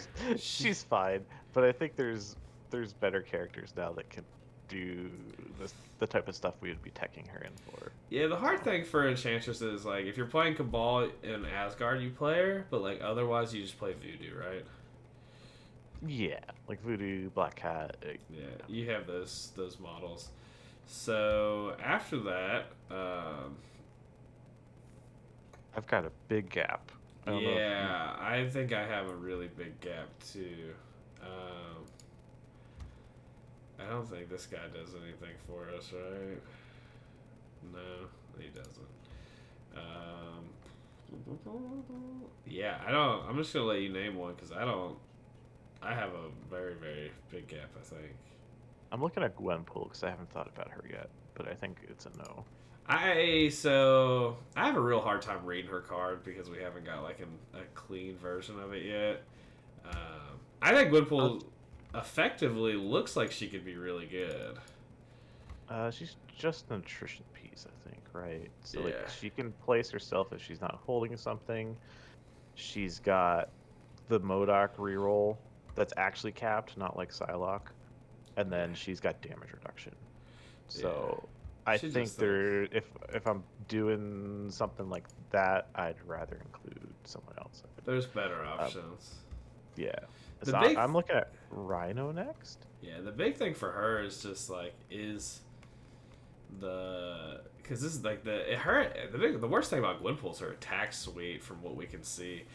If the Gwenpool special trigger is Wild, which is what a lot of people think, that attack is terrible. And I am on the team that I think it is Wild Hit, and that's only because I think it is terrible otherwise. It's still not great. I guess it's free, right? It's a gainer range 4. It's not good. But Wild is awful. On 4 dice, Wild is dog. Yeah. Otherwise, I don't think she's really into what we're doing either. So the only wild card there is like if we see her cards at some point and she's got a card with Jeff that does something interesting, like it might be worth considering. Yeah, but the cards for her could be really cool. I'm excited to see all this stuff for her. I just, as of right now, disclaimer, and she may be out before this episode goes live, so like this is a disclaimer that we recorded this before AMG gave us the actual panel to play for Gwenpool. Which probably comes out like next week, to be honest. Potentially, yeah, with like the timeline and stuff. Yeah. Yeah. So, but what do you got going on here next? Rhino, I think, is the next considerable one. Yeah. I was looking at Rhino, so it's nice to get him on 3 power early, to like punish the midline with a throw or an attack, or maybe both. His card's great. He kind of like, if he's got more than like 6 power on him, he doesn't need it. So it's really easy to give that away. And he he gets a ton of power. So Yeah, and he um, does not use power, so yep. Um, I finally cooled down. Like I had like a 2 month period this year where like since he's came out, I could not make a list without him in it. But um, he's good. He's great. He moves around a ton, which he this list kind of. definitely, I think he definitely does good things. I think a lot of people are in the same shoes as you, though. I think a lot of people have kind of forced him in everywhere, and I'm not really sure he's that good. Like, I think he's good, but like, there are times where if you're not attacking Rhino, which is pretty easy, like he just does not have power to do things. Yeah. Yep. Like, If you yeah, I that's my thought with Agent Venom too. Like they're both characters that if they get ignored, um, they're not gonna have the power to do what they want to do, and opponents just have to learn that. So yeah, and that's the one thing. So I played a game. It was Rhino versus Rhino, and like I did not attack his Rhino, and he attacked mine. So mine did everything, and he was like, "Man, like your Rhino just did so much more." I was like, "Yeah, I didn't attack yours one time the entire game," and it was like, "Oh, I guess that makes sense." Like, I think I learned from that matchup that whoever plays robbery last is better off. yeah, you definitely don't want to. You only want to play that first is if you are going to like win the game with one extra point, and he has already activated his Rhino, or they have already activated their Rhino. But yeah, I think he's definitely a model that gets considered here. What do you think about Rogue? Absolutely, she's nuts. Yeah, She's way too good in yeah. this affiliation. All right. Um, I thought so, but I didn't want to be like real off base. But like I the felt like, worst thing she can do is walk twice and absorption someone that like grabs something and is still on the midline, and you're gonna do like 2 to 3 power or 2 to 3 damage to them when you do that, which is yeah, just great. So I can feel yeah, it. she's great with the extra power. She gives a size 4 interaction that we don't really have consistently anywhere else in the list. Charges online turn 1. Yeah, Yeah, I think she's really good. Who's the next character you have? Apex Predator. I am a big Sabretooth Apex Predator fan. Yep, he's Uh, another one that just like can kind of do everything, and the extra power helps us get him going. the extra power definitely helps him like throw and pounce, Yeah, which is something you want to be doing like every turn. Yeah, I think he's really good. I'm pretty good. Well, so with him being said, do we consider Logan too, or just? I thought about Logan. I think my biggest thing with Logan is it's um, kind of it doesn't interact well with Black Bolt's leadership. Yeah, I can see Like that. if you make that concession that like you're not gonna be using Logan with the leadership at all, I think you include him because he's so good, right? But Yeah, if you have to be in range 3 to pass power around, like that starts getting tough. Like you have to plan turns where like someone walks and gives them a power and then moves away, or something weird. yeah. I mean, So we're playing the buddy system, so he doesn't really yeah, fit all that much in, unfortunately. Unfortunately, but I feel like he was worth mentioning. I have like one more for to talk about. I don't have any others, so yeah, I don't think I really have any others either. So the only one that I think we should mention maybe briefly is just Spider Woman. Small base, long mover with the place. She has interrogation, martial arts, and stealth. She's immune to poison as well. I mean, she does stuff and things. Is really the only reason that I would just wanted to bring her up. Otherwise, I don't really have anybody. she's a great extract holder. Yeah. Yeah, Venom also does stuff and things. I do love Venom. Does she? Oh yeah, she's got Miles. I actually really like her. I always forget she makes people drop stuff. Yeah. So Okay. I think she's really good because yeah. I think Miles is like, I think her and Miles together in this list are like semi busted. Oh, that could be good. Yeah. Yeah. So all right, that's if you're good there, I'm good with wrapping up the 4 threats.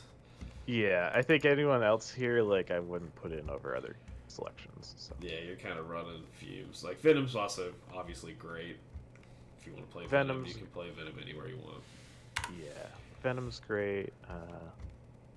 There was someone else. I forgot him already. It's not doesn't matter. Someone else who would have been? I don't know.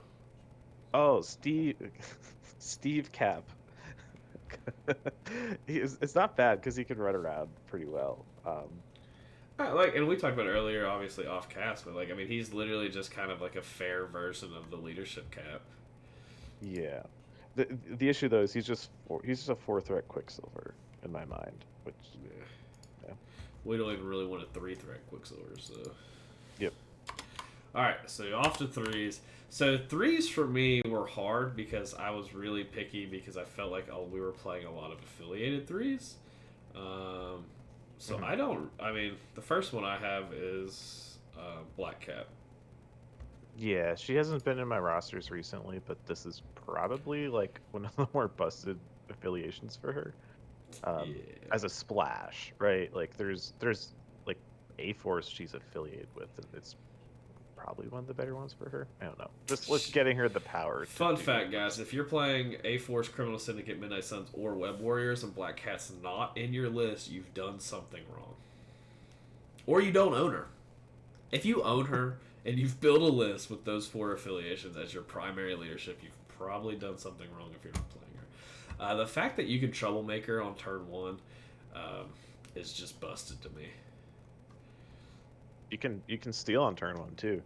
Yeah, which She is just doesn't go first, which she wouldn't be doing anyway. So yeah, being able to do those things, like having, I think I would say you're probably troublemakering every turn, like turn 1, because like you move up, you troublemaker, you give out stagger. Hopefully, you hit your wild trigger, and then you short advance onto like a secure objective. mhm. Like perfect world, but like that's not even really perfect world. Like that's pretty common. Like that's like wild trigger on 6 dice is a higher percent. Like it's pretty high percent. I think it's like 69% or something like that. And then like you give a stagger, and like giving stagger for effectively 1 power because you got a free power is absolutely bonkers, and being able to do that multiple times a turn, or being in this affiliation, you're probably doing it once to twice a turn every Mhm. turn, and that's just crazy.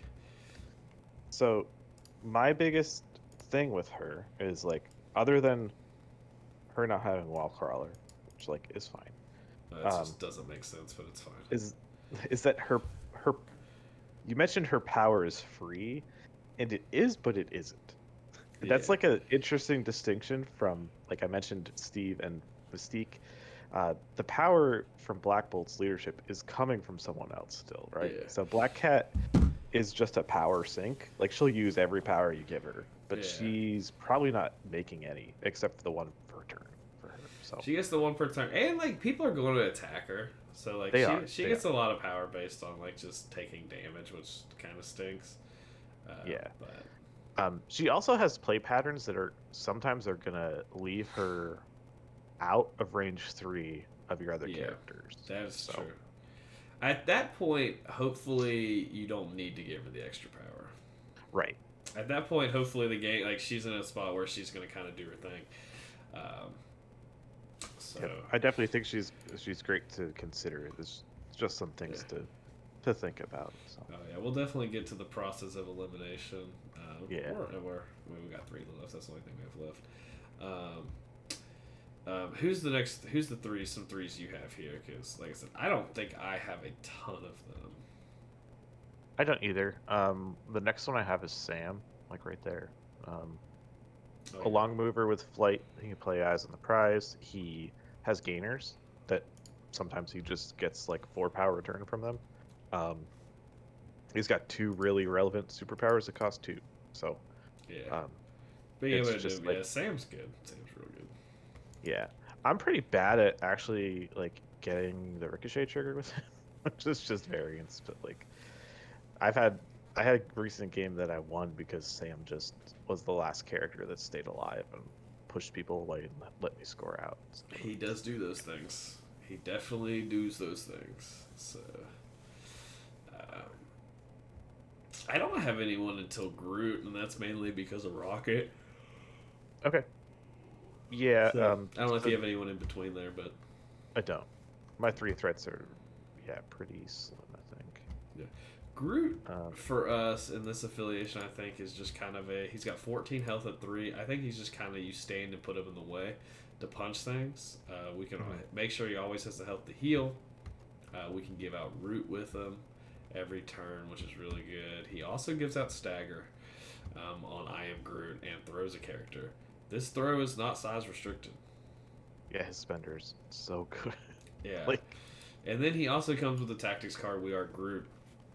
So, I mean, he's a package deal with Rocket. It just kind of depends if that's the way you want to go or not. yeah. I think that fits in almost every list, but Does this card cost 3 power? I believe so. Okay.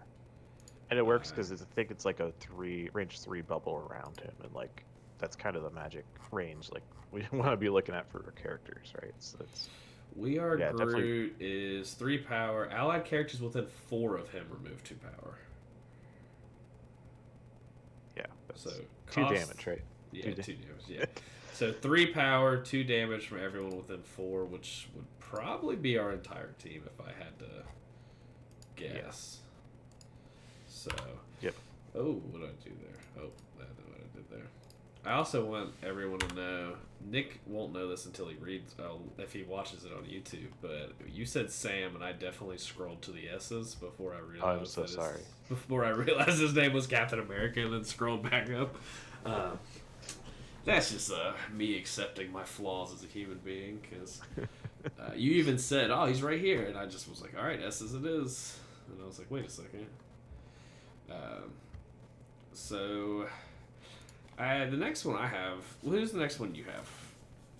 I'm in the ends next. Ends. I stopped on Iron Man. Okay. Yeah. Friday AI. Push on a wild, and you can just. Yeah, and you get Helios Laser. You get it. It's not like Hellfire Club where you can power up quicker, right? Yeah. Because your transfers are power neutral, but yeah, I like Iron Man. He probably. Well, that's the fun thing is that when you're transferring power, if you're not spending it, it's still fine because you still have all the power to spend on it. It's just coming off of different characters. Right, and he does have the problem sometimes where he's just loaded with it, and he's can only fry the AI so many times, right? Yeah, so Friday AI twice. That's about it. I do like me Iron Man. I'll check it. Yeah, I'm good with that one. Ends. Do I have anyone before ends? There's only one N. I gave it away. Crap. You did, yeah, you did give that away, but that is, no, yeah, I don't think I have really anyone till there. I was trying to, I don't have any real argument. Yeah, Nick Fury of the Howling Commandos is really, really good. He's hard for me because I do not like that his box is almost $50 for one model. I get that, yeah. That's why I don't own this model. No other reason. It's a good model. It does good things. And I was pretty down on him and when we did his character review. And I think it's more that I just didn't think of that play style that much because you really just take advantage of the got your backs, especially with Winter Soldier where you can just kind of double got your back. Because the place is good, but it's really that double got. It's just really that got your back and stealth and having range, like a range 4 attack. I think they're good. I just have an issue is I feel like they are still outclassed by some other 3 threats, but depending on what you want to be doing, they fit in really perfectly. Especially if you're playing Winter Soldier and you're doing the got your back. It feels real nice to have a second one of those. Yeah. It's another medium base, medium move, so it can do those eyes on the prize things. Yeah. With the extra power, and it's got stealth, so it's probably safe. He's probably safe. And yeah, he's a weird character, just balanced around the fact that the superpowers all cost 2, and you have a gainer, right? Yeah. So you're incentivized to normally not do the grenades because you want to get the power to do a superpower, but with the extra power you can do grenades and everything you want to do. So he's kind of like a, if I'm not playing Lockjaw, I kind of consider the Commandos, just because they kind of fill a similar role, but I think they're much better in a lot. They're better in more situations than Lockjaw is, I Yeah. think. Um, Oh yeah, I mean they do good things, which is yeah. what you want to be looking at. The next one to me is kind of like the slam dunk of the unaffiliated threes. So I don't know if you have anyone before that. I don't think so. If you want to go with it. Yeah, I've got Miles Morales. He's phenomenal in this leadership. Oh, we skipped Miles. Oh no, No, Miles is S. I did yeah, the same Spider-Man, thing. Spider-Man, Miles Morales. Sorry, I I do do not have like. one. I do not like calling him Spider-Man because I know you have one, and I was kind of giving you that leeway to talk about her, and then you just didn't, and I was like, all right, well, I'm going to talk about Miles because I just get antsy. I've been antsy about it because Miles Morales is phenomenal. Yeah, you get web swing turn 1.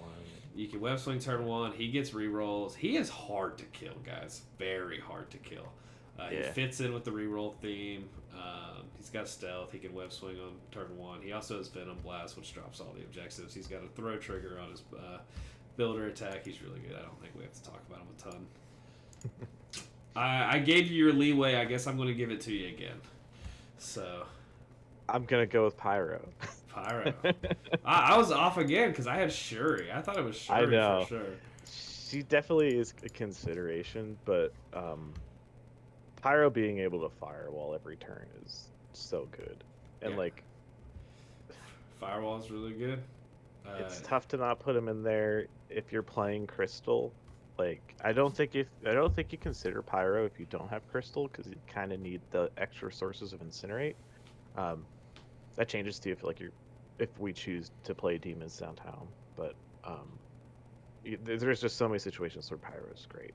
Like he plays scenario so well, but he can also just do damage, and that's kind of what the team wants to be doing. So. Yeah, I mean, Sure. Pyro's kind of hard. He's one of those two that are going to be kind of hard not to consider for most lists. Yeah. Pyrotechnics and stuff. But we also, I think, might have a pretty good variety of other models that give Incinerate, which just kind of makes Pyro better. Yep. So, Shuri's good. Shuri's I've only alluded to her twice now. I really, Yeah. I mean, for me, I really like that she gives out other rerolls. So she gives out rerolls with the power. Actually, you can kind of give her power. I'm on a weird sub theme of giving everybody stagger. So she's got a stagger on an attack that you never use, but she also has an auto push on her range 5 attack. Yeah, her range 5 attack is just it's so good. It's mockers. It's range 3 displacement in a 3 threat, which we don't have otherwise. I'm pretty sure. Not auto. Iron Man does it, but we haven't. Right. There's not a ton of 3 threat characters that do that. So, yep. There's not enough good things I could say about Shuri, I think. Shuri does really good things. Yeah, I think we can check her box and kind of. I mean, Winter Soldier's really the only one I have left. So. I think that's about it for me too. Yeah, being able to. Like, there's so many rosters I've tried to build where it's like, oh, Winter Soldier can get a thing and hop turn 1, and like, you just use the leadership, Hydra Tactics turn 1, start shooting people. He is also probably the best affiliated 3 in the list, if he made it. Out. He's not, because he can't play Terragenesis. That's true. Yeah, it's really I make that joke a lot because it's like he's one of the better 3 points in the game. Like he's just really really good. Yeah. So all right, if there's anyone else you want to talk about, I don't think so. All right. I think yeah. Well, we finished with 39 characters. I'll run through them all real quick, and then there's going to be a decent amount. Like the elimination process probably isn't going to be super long. Yeah. I think we kind of know who we maybe want to consider at each threat. So. Yeah, so we took all 8 of the Inhumans, and then Malekith, Immortal Hulk, Thanos. I think we agreed on Mind Stone with Thanos. Did we agree on Yeah, that? if we do Thanos, it's probably a 7 and just an unrestricted. So I think it's Yeah. mine. Yeah. Yeah, I think to me it's probably mine. We can talk about that shortly. 5 threats: Sorcerer Supreme, Ebony Maw, Ghost Rider, Juggernaut, and then Sentinel Prime. 2s: Bullseye, Okoye, Wong, Rocket, Black Widow. 4s: we have Agent Venom, Beta Ray Bill, Dynamo, Voodoo, Rhino, Rogue, Sabretooth, Spider Woman.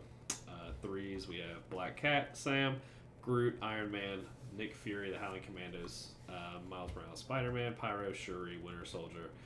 Um, Honestly, like I know it's kind of weird, and I don't know. I didn't really mean to sway it that way, but it really feels like we just kind of have like the best characters in the game for the most part.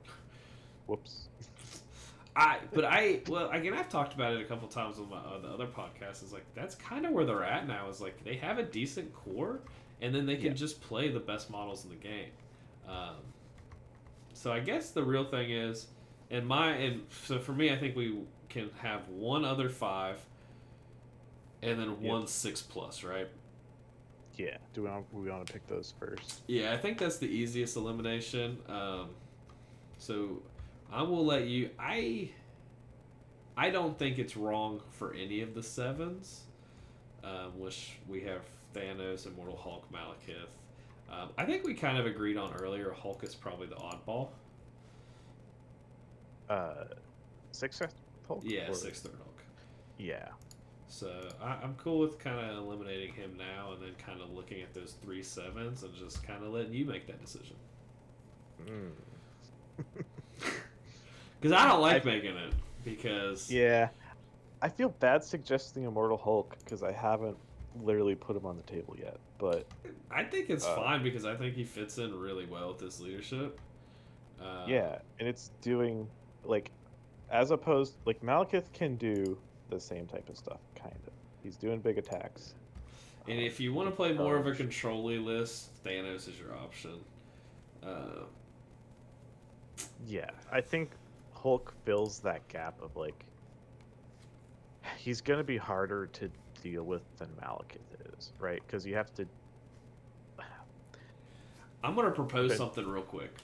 Yeah, and it's up to you. How do you feel about doing a list and then having one list like just like an overall list that we discussed, and then another list is just like a control list, and we're just gonna break down 2 lists from these models.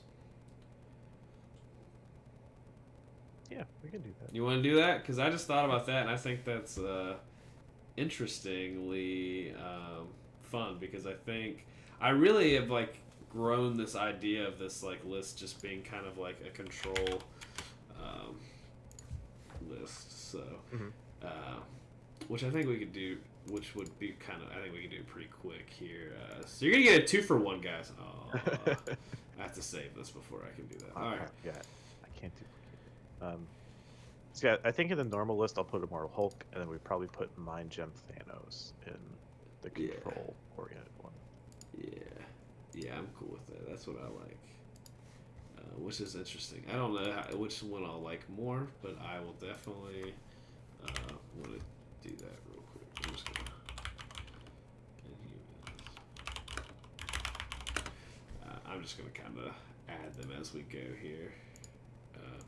So yeah, I agree with that. I like kind of what we mentioned earlier when we got to the 7s. I think I was pretty high on the Immortal Hulk. I think the Malekith tech is really, really good, and it might be the overall better choice. But I think do that instead. I just think it's a very streamlined play where I think Immortal Hulk gives us a lot more flexibility. I don't know because Malekith is really, really good. Yeah. Yeah, I don't know. I'm gonna let you full out make that decision because I don't. I'm gonna wish. Well, I'm just gonna go back and forth over and over again. I think. Let's stick with Malekith for now. He's out. He's. Yeah. All right, I'm cool with that. And then we got 1 5, right? Yes. 1 threat, 1 5 for each. So we have Sentinel, Juggernaut, Ghost Rider, Ebony Maw, and Sorcerer Supreme. It's probably Ebony Maw for the control list, right? I think so, yeah. With Shush, definitely, yeah. Yeah, I think it's probably Ebony Maw for that one. Um, Probably Ebony Maw or Ghost Rider just have like that overall threat. Um, I've already kind of spoken my biases and exist. I think Ghost Rider is really good. Uh, the Sentinel I'm scared of. I want the Mhm. Sentinel to make a list, but like I am terrified of that. Yeah, I agree. I think I'm between Strange, Supreme, and Ghost Rider here, Okay, so I'm gonna which eliminate the other ones. you probably lean Ghost Rider then. Fun But I fact: don't. Doctor Strange is right there with Ghost Rider is one of my favorite characters. So, My only this is a thing, win-win for me. my only thing with Ghost Rider, so we could make like a really annoying list. Actually, you probably never play those two together. Never mind. But, I don't know if we have good deal with the devil targets. It would be whatever two threat we decide to play, So Ghost Rider kind of pushes us to having and, a two threat. and Crystal. Yeah, that's If true. if Crystal's playing, she's probably the target. Yeah, I was thinking about that. I think I really like Doctor Strange. Me too, because he's got that control option on him, but Yeah, he's also Trishan. He can move himself. He can move your own friends, which is just another sub theme of the list. So yeah, he can kind of get everything into position, and you can steal points on like a last activation with Doctor Strange. yep. He also kind of fits in that thing where he can modify, he can reroll his attack or defense dice once per attack, which I argue is really, really good. Yep. Um, Also bad in Age of Venom. yeah, yeah, he gets, yeah. Listen, Age of Venom is good for us, good against us. Yeah, Yeah. I'm definitely cool with that, and I think Ebony Maw fits the controls theme. Ebony Maw or Ghost Rider probably, just to kind of add that on the other one. So the two threat. Um, I guess we can kind of just this is where we have to decide if we want Rocket and Groot. I think we, uh, in the normal roster, I don't know if we have spots to use the both of them. That's the Um, hardest thing for me. yeah. It's always that. It always comes down to that. I just think they should be talked about. I know a lot of people really love them from the movies, so like if you're big on them, like they fit in this roster, you can play them with Black Bolt if you want to play the Inhumans. Yep. Absolutely. So, um, so which two are you leaning towards? I almost don't know. Like I bounce around so much on these. Um, the normal one, I don't know what either one wants. Like the normal one probably wants Bullseye. Bullseye was the one I was thinking of for that one, and then I was leaning towards Black Widow for the other one. For the control. That's what I was thinking too. I didn't know if it made sense, but okay, yeah. Yeah, even though she doesn't do control, like she plays the scenario game hard, and I think that's what you kind of want from your two there. She gives out stagger.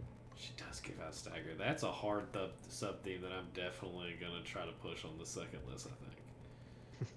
I love that was a weird thing that I realized really early, like and like there towards the end I started realizing I was like, man, all these models that give out stagger fit really well in this list. Yeah. Uh, so, all right, so we got fours. So I guess we need to go back up here and look at kind of our affiliated models because I did put all 8 of them. I think we can kind of eliminate a couple of them. Okay. Just to kind of, I mean, I don't think we bring Ronan. How do you feel? He might fit in the control list still. I'm not positive. Yeah. Judgment's just pretty good, but I'm fine with cutting him. He's like, yeah.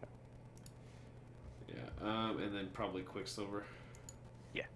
We can kind of chop those off just to kind of help our list here.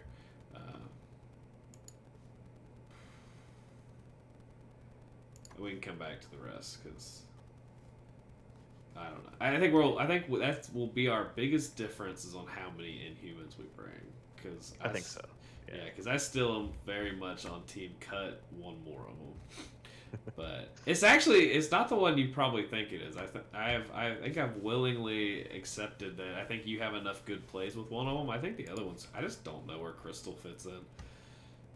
Yeah, it's just the option of having potentially two midline grabs with eyes on the prize, but there's other splash characters we can get with that as well, right? Or we can get the same thing. So Yeah. No, I agree.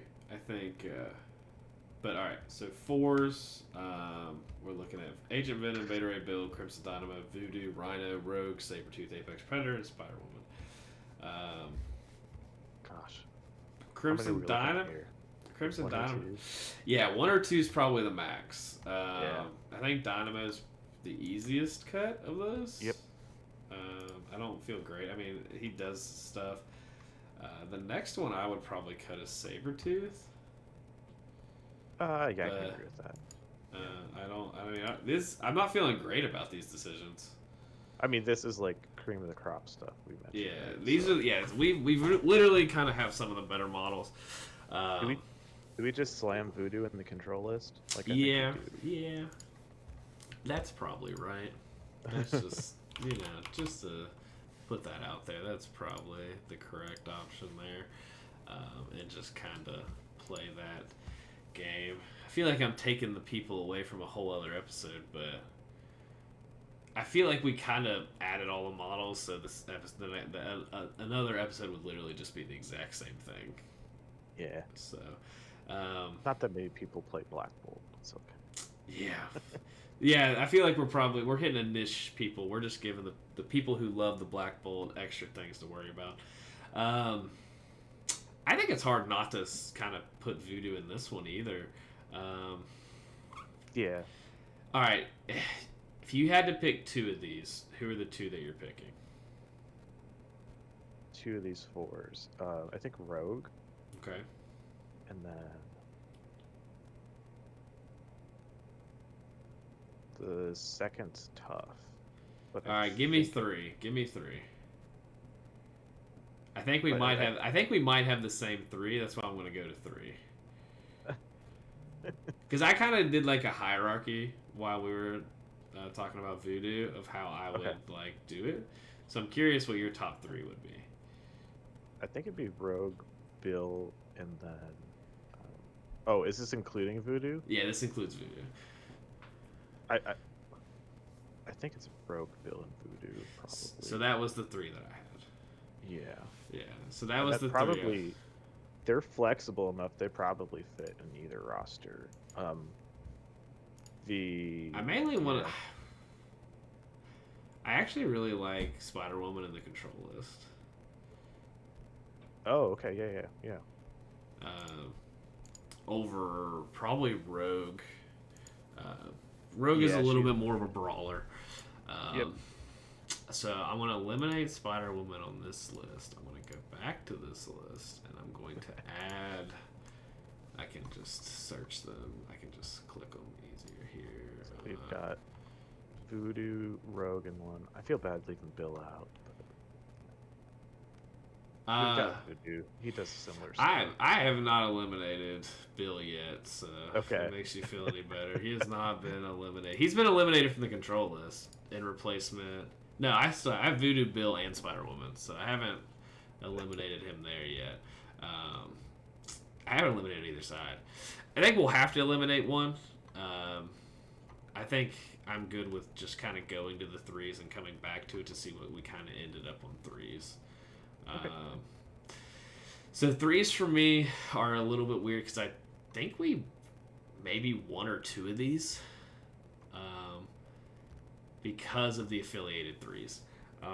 Because we have Beast, Lockjaw, we have Crystal, and Miss Marvel. So we have four in affiliation threes that probably at least three of them are going to make the list, I think. So I think it's two. I think it's Black Cat and Miles Morales for the control list. Miles for the control. Okay. Yeah. I'm real big on this sub theme of stagger and dropping objective tokens. Got it. Okay. But I'm open to anything. No, I always. I think Black Cat's Black Cat's a slam dunk, I think. She is, yeah. I think I it's like her a lot. yeah, and then like I mean the other ones you're on the control side is like Pyro and Shuri. I feel like there's something I'm not allowed to mention, but we're accidentally building a dual affiliate That's in the control one. that's the control list is a special treat to our guests, Yep. which makes me really want to add Emma, but that's besides the point. Um,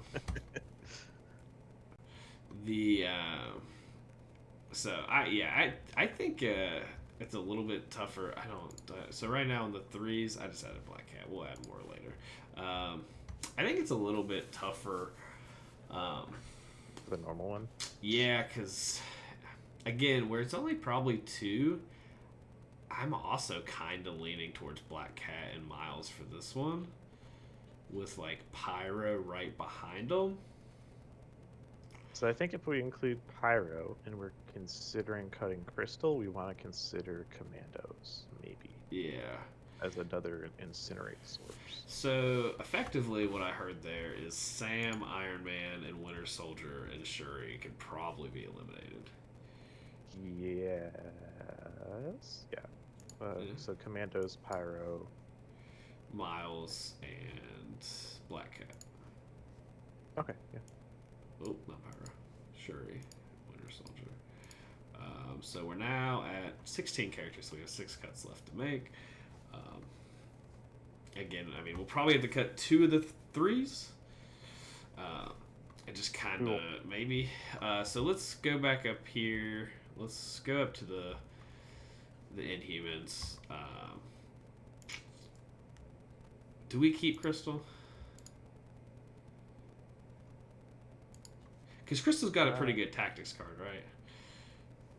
I don't like playing it, to be honest.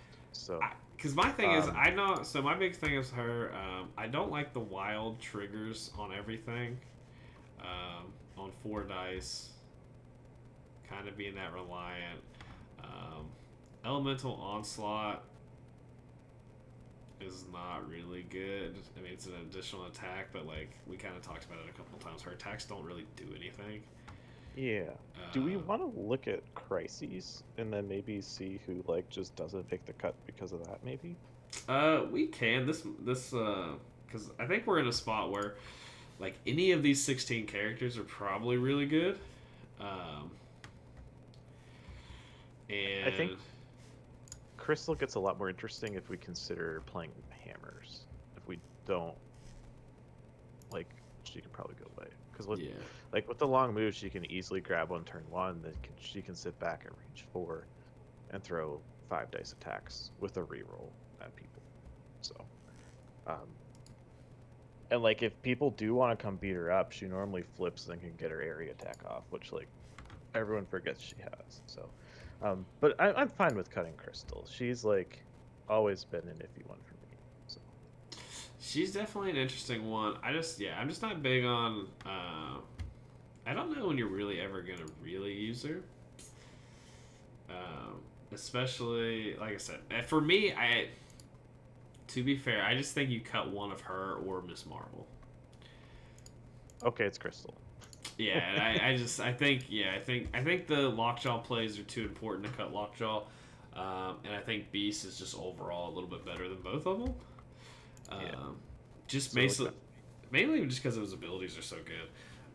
So I think that's where I'm at with it. I also think this list just gets a little bit better when you. I don't want to like saying that out loud, but when you play the least amount of Inhumans in your roster, because I love the idea. The more I've thought about this, I love the idea of having like a 5-5 split, and like knowing you have a decent core with like Beast or like Black Bolt, Medusa, and then a 3. Yeah. Or you can go kind of wide. You have the option to go wide, but then having 5 like really good characters that you're going to kind of pair with them.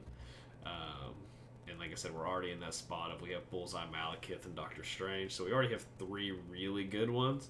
The problem is that leaves 2 left. Is that right? 1, 2, 3. Yeah. That means we can get like 1 unaffiliated 4 and like 1 unaffiliated 5. we only picked 1-5, right? We have 1-5, one unaffiliated 4, and one unaffiliated 3. I'm sorry, I misspoke. We said that's 6. I have 16 still. I have 15. So I have Black Bolt, Beast, Medusa, Lockjaw, Miss Oh, Marvel, I goofed up. Yeah, 15. and So then Malekith, Strange, Bullseye, which is 8, right? 1, 2, 3, 4, 5, 6, 7. Yeah, which is 8. So if those are locked in, then we have one, like essentially 2 models between Beta Ray Bill, Voodoo, Rogue, Black Cat, Nick Fury, Spider Man, and Pyro, which I don't feel super great about. I wanted 1-4 and 2-3s really bad, which would require either cutting probably this Bullseye or Doctor Strange, which I don't feel great about either of those. I think you can cut Bullseye if you're fine with making concessions on like what you can play at certain point values. Yeah. Which I think is actually probably okay, because there's certain point values you do want to play Malekith at, and that you don't really care if you're playing him at the other ones. Like 15 and 16 are really good for Malekith in this list, I think, and then anything above that, it gets a little worse. 17, like you just can't do it, I think. Yeah. Let's keep that in mind. When I break down, I'm gonna add Bulls. I'm gonna look at the list. I'm gonna bring up the list breakdowns and see our options with Bullseye and without Bullseye. Okay, so we'll build to like 11 with Bullseye Yeah. in there still, maybe. Yeah, just kind of see what it looks like, because I think that's a pretty good way of doing that. And I think, are we in agreement? Just kind of, do you want 2 2s and 1 3, or 2 4s? So 2 4s would bring us to 3 total 4s, and then 4 total 3s, or 5 total 3s and 2 4s.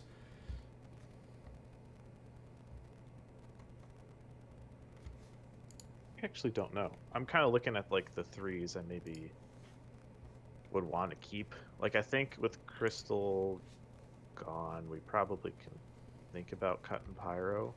And like we said, we want to play Lockjaw, right? I think Lockjaw has enough play with like Malekith and just the movement shenanigans. Yeah.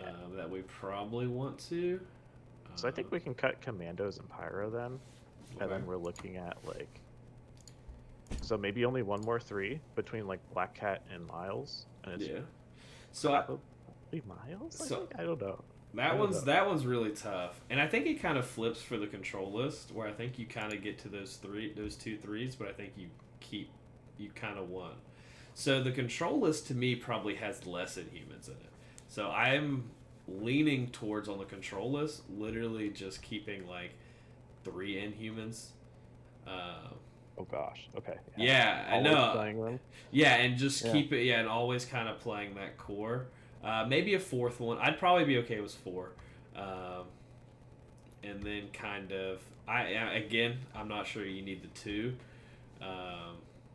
So I was kind of been messing with it. So right now, I'm going to actually eliminate the 2. I think this list does not need the 2.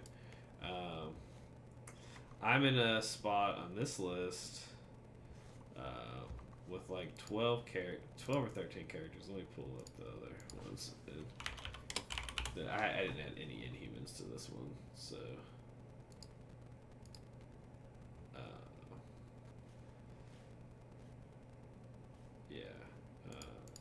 I'm at 11 models. I have Black Bolt Thanos with the Mind Stone, Ebony Maw, Dr. Voodoo, Spider-Woman, Black Cat, Emma Frost, Miles Morales, Pyro, Lockjaw, Medusa. Okay.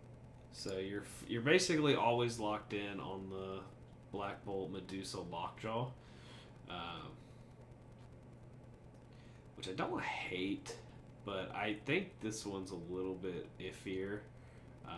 This one also fully has the like Hellfire, like you're playing Inhumans, but you're also playing Hellfire Club. Okay. So that was kind of like my concession on this one, because I really like the control pieces. So like you can play those 3 at, was that 12 points, right? And then like at 18, or at 20 you can play like Spider-Woman and Emma. At 19, you can play like Spider-Woman and Miles Morales, or like Voodoo and Miles Morales, or Voodoo and Black Cat, or like you can kind of mix and match those. And then like 17, you can play like Ebony Maw, or like Ebony Maw actually is the only option at 17. I don't like that at all. I want my 2 back. The math is getting weird. Yeah. Yeah, We probably need a 2 to keep the math. So. Yeah, so we probably have to have a 2 in that one. And again, I don't know if that's really ideal. I thought it was really fun. I'm not really sold on Ebony. I don't know if you need a second 5 in the control list. Yeah, we can leave them out. Like I think probably want to play Thanos a lot. Yeah, I think you're playing Thanos more than you probably want to bring him, since you're already bringing. It's hard to be 2 control with 2 5s. Yeah. So you probably want Widow, so you need that 2, and then so at like 17 you bring your core plus a 2, and then any of your 3s. Or like you sub out you sub out Black Bolt for Emma. You still play Medusa and Lockjaw to suffice your Inhumans world. And then kind of play a little bit around that. I don't know. Let's go back to the other one. This one's, I think my mind's already is raced a little too far here. So we got 13 here. We just need to cut 2 more. So do we agree to 1 3 and 2 2s? Or 2 4s? Or are you looking at 2 3s and a 4? I think 1 3 and 2 4s probably works. Okay. Fine. Yeah. So it's probably like Miles, I think. Okay. Over here. I think that's probably fine. I'm keeping my stagger sub 3 in the other one. And then the 2 4s are probably. I think it's so for me, and you can. I think it's Voodoo and then one of the other ones. Yeah, I was gonna say Voodoo and Rogue over here. I think. Yeah, I think that's fine. Maybe Bill. I do like Bill. It's Bill or Rogue, so kind of. So they both have a throw size 4. One adds character. She's got a throw on her attack. She's got mutant absorption. Bill has damage reduction. I think it's Bill and Voodoo here. Bill and Voodoo. Final answer. And I kind of want to switch Malekith back to Hulk. I don't know that it changes anything here, but I don't think it does. I think it's the 7th threat. I think is either or. Yeah. I'm fine with that if that's what you want to do. I am more than fine with that. I'll go ahead and switch them back out. We'll eliminate Malekith. Keep Mortal Hawk. Yeah, I think that's fine. We're at 11th with Bullseye, so I think that's essentially where we wanted to be. It's really down to the math, right? Yep. What we want to do there. Okay. Let's list breakdown. So 15 gives us the least amount of options, but that's normal. 18, we have a lot. We get a lot when we get to 18 plus. On options. My biggest concern is 17 is not a lot. 17 is 2 more than 16, and that does not feel great. That's what I was worried about here. It's like. And this is with an extra model, so like some of these are gonna. 2 even. Yeah, so like almost all of these have Bullseye in it. Like, so 1, 2, 3, 4, 5, 6, 7, 8, 9, 10, 11, 12. So 12 of these lists have Bullseye in it. There's only 16, so 12 of these have Bullseye in it. So if we cut Bullseye from this list, at 17, we have 4 lists we can play. And it is Black Bolt, Beast, Medusa, Doctor Strange, Black Bolt, Medusa, Lockjaw, Doctor Strange, Black Bolt, Medusa, Miss Marvel, Doctor Strange, and then Black Bolt, Beast, Lockjaw, Miss Marvel, Spider-Man.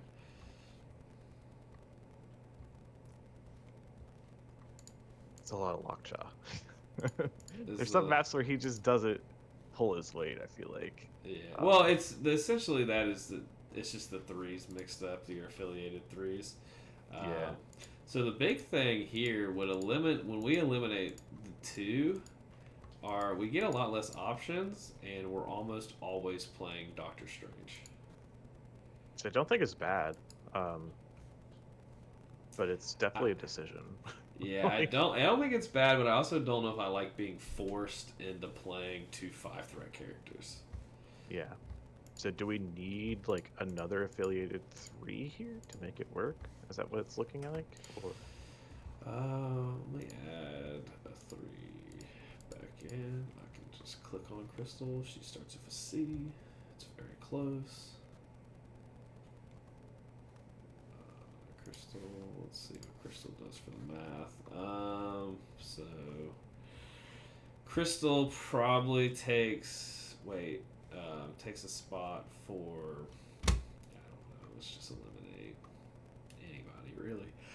I'd be a 4, so I'll eliminate Beta Ray Bill. Sorry, and then list breakdown. That definitely gives us more. It doesn't give us a lot more options. All it really does is like give more options at 17, and it's literally just like crystal options. I guess like the same options, just added crystal. I think it's the 2 that changes everything. So if crystal becomes bullseye,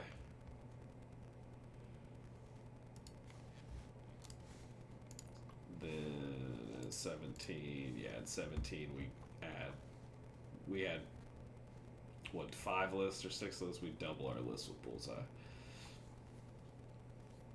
So we get 3, 6, 7, 8. You get 9 lists with bullseye, adding a 2-threat.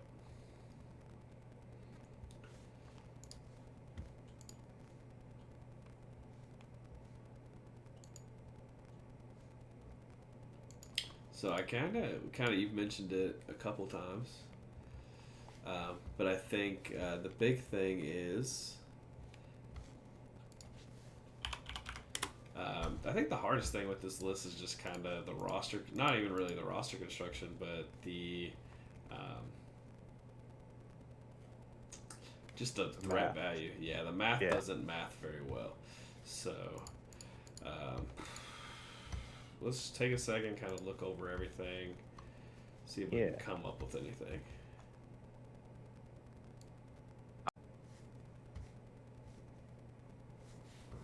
So most of you probably noticed a little jump in our list. We had a little technical difficulties, had to restart the video. Do apologize for that. We were looking at we're just trying to figure out the list breakdown here. I think that's the biggest issue we're having at the moment.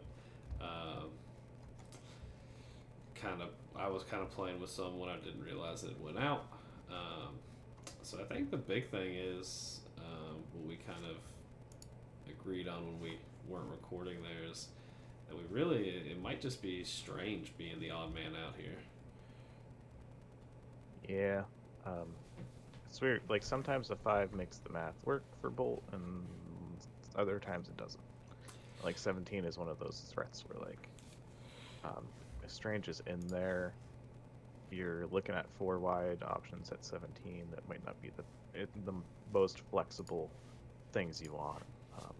So there might just be. The one thing it does for us is it gives us that like Strange gives us a little bit taller at 17, but I don't know, I guess the way it's just weird, right? Because we kind of end up getting unaffiliated. It's just kind of makes the math is just really odd, and it's kind of the problem you run into when you play a 5-threat leader. You're gonna run into some odds and ends, so you kind of have to figure out what you want to play at 17 universally. So I think at this point I've got 11 on here. I added this one I added. I've got Bullseye, Strange, Beta Ray Bill, Mortal Hulk, Miles, Voodoo, Miss Marvel, Lockjaw, Medusa, Beast, and Black Bolt. I kind of want. I think you mentioned earlier. I kind of want to go do Crisis and kind of see what we're looking at Crisis wise. Okay. Yeah. Do you want to do secures or extracts first? Let's do extracts because I think that's the fun one for Inhumans. So, Okay. So um, this is the part I've been all over the place thinking of extracts. yeah. So what are the ones that you like? Um, so aside from Black Bull's leadership, Terragenesis is one of the big things that like you get rewarded with for playing Inhumans. So I normally start looking at the civilian extracts, which we have a lot more options now with the crisis updates. Yeah. But that's going to be senators, scrolls, and spider infected. And then like since we can play eyes on the prize on like a lot of different models potentially, I like looking at hammers or any of the other ones that have like multiple on the midlines. Yeah. So you can potentially still go at parity even if you don't have priority. So like I guess hammers is the only one in that category. But like alien ship isn't terrible. So And I think legacy with virus. the list we currently have, I think we play really really well into legacy viruses. Okay, yeah. I'm Yeah, not with Voodoo sure. and I'm not. Yeah, with Voodoo and Miles, I think we probably play a little bit better on like the control list into that Hmm. because I don't. I'm just being a mad scientist on that side. Yeah, Where I mean it's 19 threat too, which is a big deal. So yeah, I do also think the heavier the and that's what worries me about Spider Infected being 17. yep. Yeah, that's it, it's 17. I think there's a lot of models in humans that just don't like the move, so like that one normally doesn't make it for me, I think. Yeah, So so I'm cool. I think scroll. I really think scrolls and mutants though, are right yes. there. I think those are pretty automatic. Uh, And yeah, if I had to pick another one, it would probably be Deadly Legacy Virus. But that's okay. just me. Yeah, let's do it. Um, everyone plays hammers. We should branch out more. So Yeah, Hammers is heavily played. I also don't really like our odds of just getting like punched in the face. yep. Like I don't. I mean, we're Like not like a super. We're not a super like squishy list, but also I'm not trying to get punched in the face all the time. yeah, we changed the list. Like we don't have crystal, like you said. We've got miles, so I think that starts to make a little more sense for virus. Yeah. I still get worried that there's teams that can play virus really well, but I don't know that like that's But a there's huge thing that's going I on. don't know if it really is like right now. I think it's something you don't like. If you have a play on it, I think you play it. But like as I like where I play a couple games a week, and I feel like when I play Criminal Syndicate, like I have a play on it, and every time it gets pulled, like the opponent never has a plan for it, or they have a Yeah, plan. It's just to make sure you don't get all three of them. right, right. And if that's the game plan, like you're already in a decent spot because they're not thinking about the rest of the game. Yep. So it's kind of one of And those where it kind of wiggles around. yeah, I think we like sneakily have a lot of good tools for senators too. Like we're probably not better than Mystique lists on it, but um, Medusa and Lockjaw can both move our characters around. Yeah. Lockjaw's able to. Oh, sorry. Oh, I, He's I able. was disagreeing. Yeah, sorry. Lockjaw's able to teleport himself to pick one up and then walk backwards. And he can also provide movement for other characters later on. So with kind of mitigates that one move action thing. With Miles, like he's got webline, that's great. Beast can use his spender and move around. Medusa can move people around. Miss Marvel is like a sneaky one because a lot of times she can use the transforms to move around. Yeah, it's And that built-in movement. if she does have to walk, she can walk while embiggened, and that's like very very long move. And Immortal Hulk, like we kind of talked about, can do this a lot of the same stuff that Mystique can do on centers. Yeah. So it's really just like potentially like Voodoo and Bullseye. I think that I'm missing a character on mine, but that potentially don't have like tech. I guess Black Bull as well, Black Bull. But so yeah, it's the type of thing where like we're not better than Mystique at it, but I think it's probably like better to consider than other ones. And even if you do get stuck against those bad matchups, you have Terrigenesis to potentially catch up. So Yeah, and the new Crisis really helped out Inhumans. absolutely, yeah. So it'd be nice. We can get some new models. We'll be in a lot better spot. But I think right now we're not in a bad spot.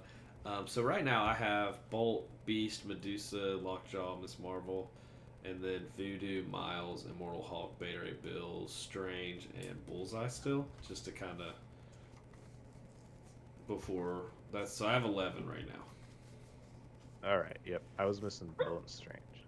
Okay. So Yeah, we were doing a little bit when we weren't recording there for a hot second. We were doing a lot of like configuration stuff to consolidate a little bit of time, but really we ended up in the exact same spot, so it didn't really do much. Secure wise, are we a pay to flip team? ooh, it's close, but my concern is that the like the D shape isn't terrible, but it can be tough, and I really don't want to get pushed around by spider portals. Yeah. I do like Mutant Madman. So I think I, Mutant I Madman. was thinking we might have a good mix, but I also think there's a lot we don't really want to see. Like I don't think we're a demons team. I like Demons Downtown a lot with Inhumans, but Okay. Yeah, I'm fine with it. I don't. Like I said, I was kind of in between that and Gamma. I think we could maybe get away with one of them, but probably not both. I'd oddly enough probably go with Gamma then, because Yeah. um, We have a play at 15. yeah, with We Hulk. have that game plan at 15. Or I guess we could do Sword. Um, I guess I don't know because I don't want to play like I don't want to play Mare Fisks with this list. I feel like it's just an auto lose to certain affiliations.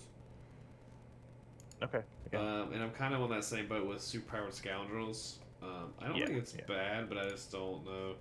Um, and then, like you we, said, like the D's aren't great, I guess. yeah. So then I'd probably look at the B shape. Like historically, I really like the B shape for Black Bolt. Yeah, so Um, I like it because I think we can set up in two teams really well. So and that's so we'd be looking at what Gamma, Infinity Formula, Mute Madmen. yep. So we only have 117 in that scenario. Um, And we're probably I like my extracts. I like these extracts enough that like we might be picking them with priority, which isn't a yeah. huge like a super common thing Well, sometimes. and But most people are. Well, and the thing is, most people pick their secures, right? yeah, So we can maybe get away with having a 17. It's hard not to build a list without a 17. It really is. Um, so with this yeah. in mind, what are you looking like on the roster? What changes do you think? Where do we kind of wind ourselves down at? Hmm.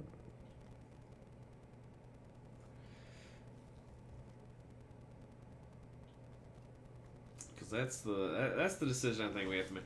I think I'm leaning towards cutting Strange. I'm not That's sure what how I to was feel about it, but I think that's kind of where I'm leaning, especially where we're playing Black Bolt every time. Yeah. And if especially doing the B shapes, I think like Strange is fine. Like he can walk around and he can walk and teleport. But like, I guess he does have a range 5 attack though. Yeah, it's tough, but I'm also in a weird spot where I'm not. I'm kind of maybe on the team that we cut a 4 for another affiliated character and go back up one. I'm just not sure which 4 because I don't like it. I don't like cutting one. I think we cut Strange. Like I think it's like Strange for Bullseye is what that swap is, and it just Yeah, makes math work better. And yeah, because we have a straight up game plan at 15, so we're not really looking. We're not really worried about how that works out. You're playing Bolt, Hulk, and then one of the affiliated threes. Um, 16 gets more options, or actually, ironically, I think it's less it's less options. But if you want to do that. But it's Medusa, which is like yeah, don't know if she has bad matchups. Like she's always the same kind of. So Yeah, you're looking at 4 wide on 16, which I think is fine because we're playing 4 very quality characters. or Hulk. Or Hulk. Yeah, and then or you play a lot of, or you're playing like 3/3s, which is also fine. So like you have a couple different solid options at 16. This gives us the best options at 17, 18, 19, and 20. We're not really worried about. Ironically, we don't have very many options at 20, but we just get to play all of our good players at 20. That is weird. Yeah, it is odd. That's what I was kind of looking at. We might. Do we cut Beta Ray Bill for another affiliated model? Bill for Ronin? Like, is that the swap? Is it Ronin or is it like Crystal? Do we need the third 4? I'm gonna add Crystal real quick. Look at those and see. Oh, we might not need the third 4.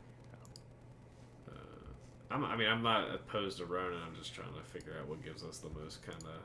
So adding Crystal definitely gives us the most list building options. I think I'm gonna add Ronin. Yeah, I mean Ronin. I'll do it real quick just to make sure I'm not going crazy.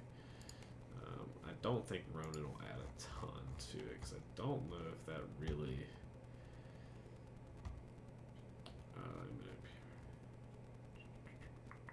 I'm entirely too. There he is. I scrolled past him twice. So, yeah, it's effectively you get a couple more. I think with Ronin at 20, about the same at 18 and 19, and 17. Like so, I think it's just kind of which one do we think we'd play more between those two if we decide to make that cut. Yeah. And with the bees, like Crystal, it's still a long way to get from one side to the other, right?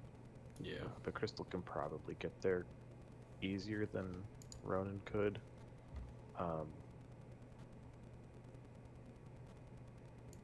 Yeah, don't completely. No, I think the list can't really have more than 2 4s though. So, and we probably don't want to lose Voodoo. So. Yeah, I mean, we could look at not having Voodoo. I'm just not sure that's. I don't know. Every time I go to cut Voodoo, it never feels good or right. So I don't know. I really like having Crystal still. I think just because it gives us more extract options because we're not splashing like a long mover. Like Voodoo can do stuff for us, but I like the option of potentially having 2. We're also I like it too because I think it gives us the better option of going wide. Which is something we might want in some of the crisis that we selected here. And then we have tall options, we've got long options, so we've got a little bit of variety here. So right now we're looking at Black Bolt, Beast, Medusa, Lockjaw, Miss Marvel, Crystal, Voodoo, Miles, Immortal Hulk, Bullseye. Yep. Lock it in. I think so. Yeah, I think I'm good with that. I think I like where that ended up. I think it gives us pretty good options across the board here. And I think those are enough good options. I mean, the big difference on the list breakdown between Crystal and Ronin was at 19. You get a lot more options at 19 with Ronin. I'm just not sure they're like better options. If that makes sense. Like, I think you play Crystal in more games than Ronin. But the fact that we're considering Ronin this late in the process, like, still means that meta dependent, like Ronin can be really good. I think. So. Yeah, Judgment's super strong. Also, we just need more Inhumans, guys. Let's push for more Inhumans. Yep. Yeah, and this, like, looking at list options, like, you do have to kind of just learn playing Inhumans that, like, at some threat levels, you just might have really weird rosters that you have Yeah. to be okay with playing for whatever reason, Yeah, right? So like if we're looking at threats, there might be a threat value that just like we don't have to consider like playing a tall roster with or tall squad with because we might have a game plan that just doesn't meet that. So there's just a lot of weird stuff like that to consider with Black Bolt. So yeah, and then you can. Oh gosh, what did I do here? And then looking at like the control list, you just live your worst life. And what am I doing? Is there not a way to? How do I do this? I'm tracking the control list in Notepad. I'm trying to figure out how to like. I guess it doesn't really matter. You can play whoever you want, right? Hold on. Okay. Yeah, I'm in a weird spot with this. I've kind of went off the deep end, I think. On Who this do you one. have in the list right now? Right now, it is Black Bolt, Thanos, Doctor Voodoo, Spider Woman, Black Cat, Emma, Miles, Pyro, Lockjaw, Medusa, Black Widow. And essentially, I'm just like locked into like 3 affiliations, and I'm not mad about it. 5, 6, 7. There's more than 10 characters, right? Yeah, I have 11. I have 11. Okay. Because I have 2. I'm trying to figure out. I probably have to cut a 4. I don't like it. I don't like it at all.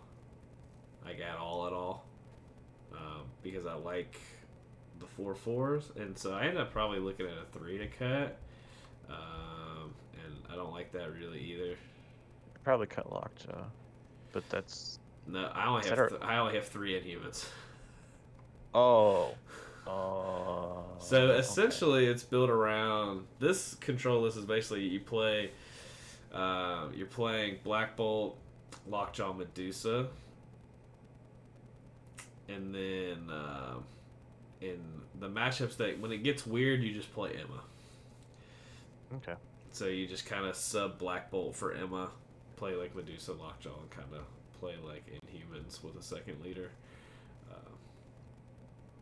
I've broken all my rules for this one, so I think it looks really fun because I think there's a lot of really good control pieces. Yeah. And I think you can kind of play like a weird. Like this list looks like an absolute mess if you're looking at it like blind. There's a lot of drop stuff, but like Pyro is the one I'm concerned with no other like supporting Incinerate givers, I guess. Yeah, he's definitely super reliant on himself, giving out Incinerate, because he is the only character in the list that gives out Incinerate, which he was actually the one I was thinking about dropping. Yeah, that's probably fine. And then list breakdowns at 50. Yeah, I mean we don't have a ton of options with just Black Bolt, but I don't think we have like the options we want. Like we have like it's Black Bolt. So at 15, you're probably playing like Black Bolt, Lockjaw, and Thanos. But you're also probably just not trying to play 15 with this list. I think that's right. Yeah. Or you can play your core 3 and Black Cat at 15. At 16. But as we saw, in the Adepticon finals, right? It was, Thanos at 15 ended up working out really, really well. And then degrees, yeah. Yeah, it's good. It's really good. Then at 16, you play again your core, then you can add Voodoo, Spider-Woman, Emma, Thanos. Like I said, all these get a ton more options when you use Emma as your leadership. 17, again, is the worst situation we put ourselves in.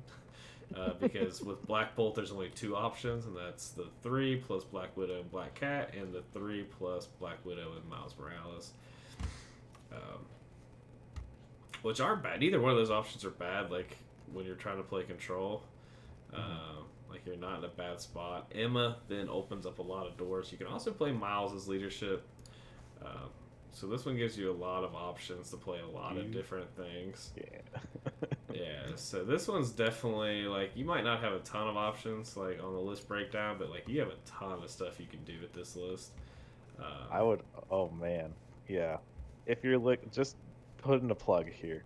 If you're looking at this also being like a Miles duel thing, like, I'd probably almost swap Miss Marvel for Lockjaw, just because she's so good under Miles, being able to reroll skulls. Um, yeah, I don't, and very good. I don't hate that. Like I don't, Lockjaw does less in this list than he does in the other one, right? Like, I mean, Yeah, we don't really need to teleport Thanos, right. so He would like it, but you also have Medusa still to do that. So yeah, Medusa can still pop him up there. So yeah, I think that's a fun little thing.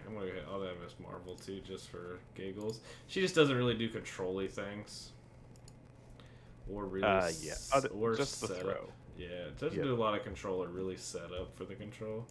Where Lockjaw has the setup feature. It doesn't really have, and he doesn't really have anything else. He just has like the setup. Yeah.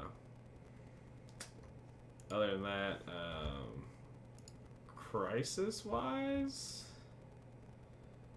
I think this is where it gets kind of interesting because I don't know if the secures change at all, but I could be wrong. I'm trying to look at it. Yeah, I don't know either. I don't think they would change. Yeah, I'm not sure these change. I think it just ends up Gamma being. Gamma maybe feels a little worse. Yeah, you're probably not playing Gamma. I forgot we had Gamma. You're probably playing. That could be demons instead. Or... Yeah, and even then, I'm not sure we have a great matchup on Demons either. You're right. This team's not fighty enough. Yeah.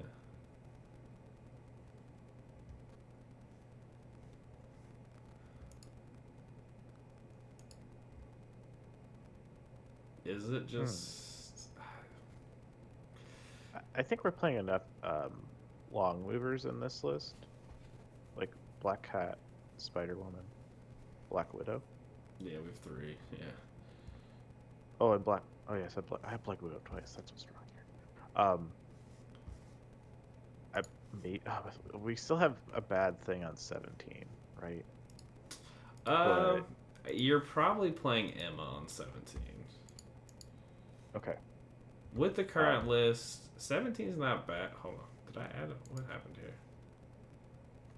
Did I do something? Oh, I added Miss Marvel. So I have 11 characters. That's why the math became completely different. So on 17, you have two lists with Black Bolt you can play, which is Black Bolt, Black Cat, Medusa, Black Widow, Miss Marvel, or Miles, Medusa, Black Cat, Miss Marvel. You've got 5 options with Miles, and then a lot of options with Emma. I was gonna say that Extremis is interesting, kind of. We probably don't play it that great, but like being able to heal with the extra power, or being able to give characters power to heal, maybe is I think is good. There's enough fast characters that might work. I don't hate it. I think I was looking at a lot of the like pay to flips too. I don't really know why, because I don't think those really fit with control very well. It's like it can kind of like potentially tax your opponent's power more than like they want it to, but I don't know. I'd be worried about just as a control team going into like an X-Men roster or something that can just do it a little bit better than you, maybe. Like it'd have to be the higher threat ones, right? Which is really just are they all 17 still? The pay to flips. Meteors. Yeah, it's meteors or Madman Sword. We've got Madmen in the list still, or potentially if we're looking at the same ones. Yeah. So then it's like demons or not demons, sorry, meteors or portals. Portals isn't bad. That one's 18. It's so spread out, and getting pushed away from it hurts, I think. But We can do a lot of pushing though. Yeah. We can move a lot of people. I think I was looking at portals. I think it might be spider people, just because I think we can kind of we have a lot of the long movers, so we can kind of get back into position. hmm and people to place and that type of stuff. So. Yeah, and I think 18. I mean, we still don't have a ton of options at 18 with Black Bolt, but I don't think they're like some of the options we have are like Black Bolt, Spider Woman, Medusa, Black Widow, Miss Marvel, or Voodoo is the instead of Spider Woman, which feels really good. Or we can go wider with Black Cat, Miles, Medusa, Miss Marvel. Well, I guess it's the same width, so like I think that's a decent enough variety, since we're only playing 3 affiliated characters. Having 5 options or 4 options is pretty good, because we're kind of like just streamlining what we're going to be doing. Like we're playing these specific models, and then like I said, if you want the variety, you can just kind of play Emma, and like as Black Bolt is good with Emma, so is Medusa, so is Miss Marvel. Like they're all going to do good things with Emma as well.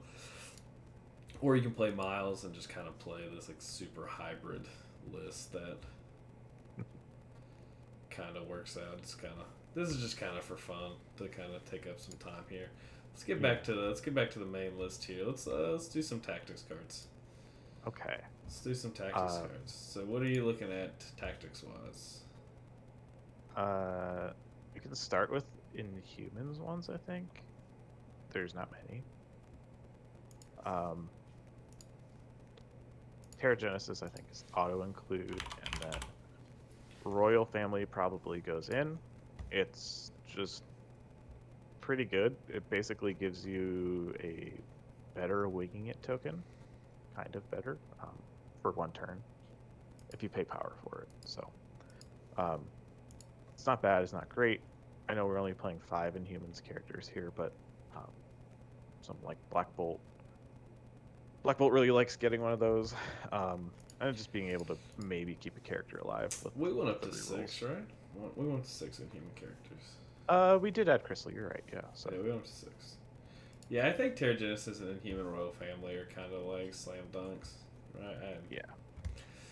What are you thinking about for restricted cards?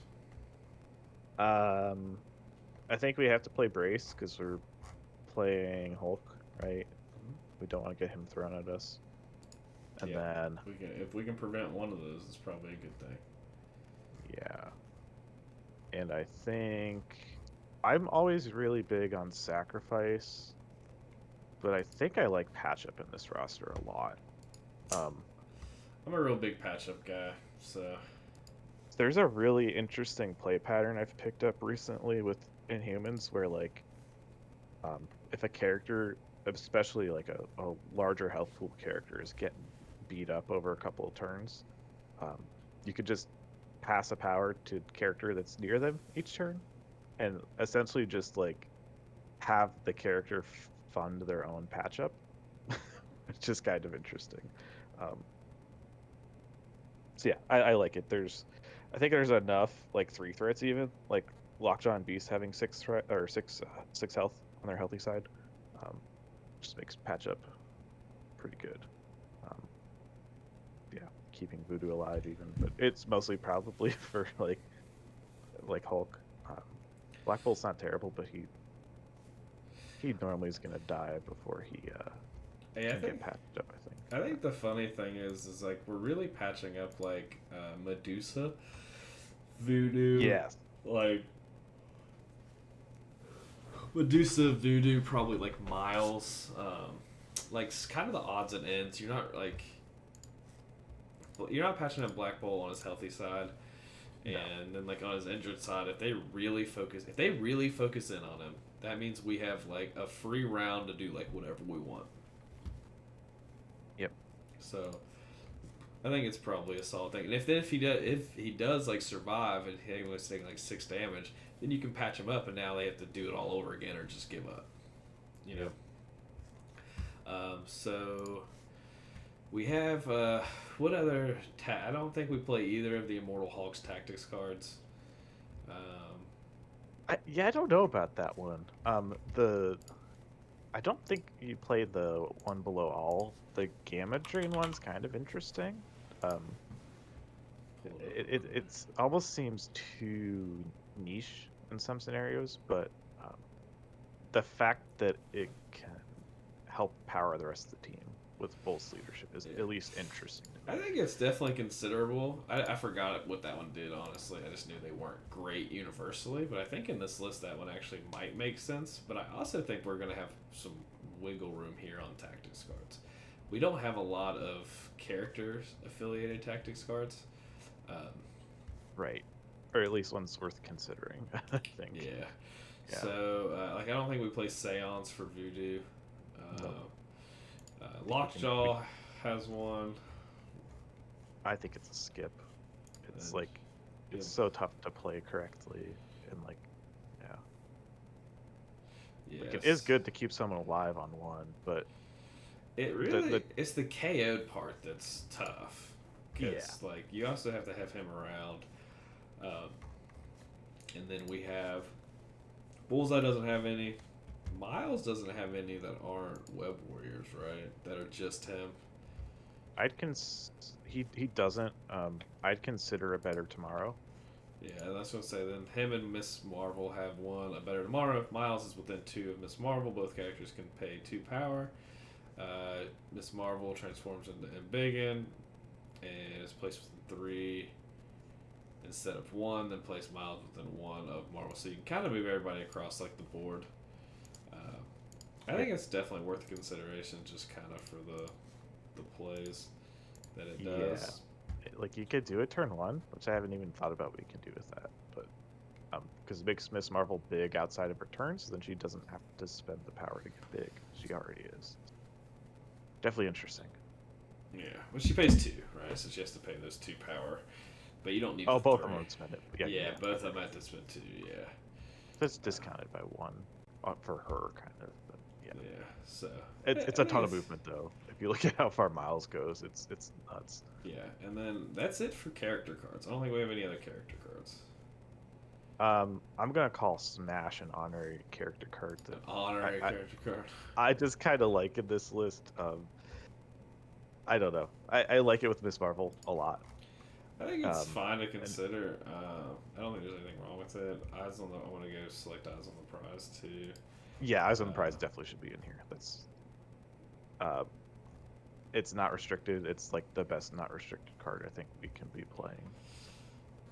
yeah, I'm trying to think of some other ones.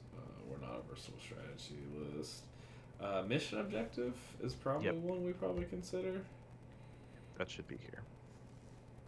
We That have a is, lot of extract focused game plans, I think, and yeah, I think we're really trying to play that extract game. Take advantage of it. We probably also want to consider Grievous Wounds as just some immortal Hulk tech because even though he's good for us, he's also good against us. I haven't been sold on that card yet, but it's maybe the best option. I definitely think it's the best, like, easy to include tech.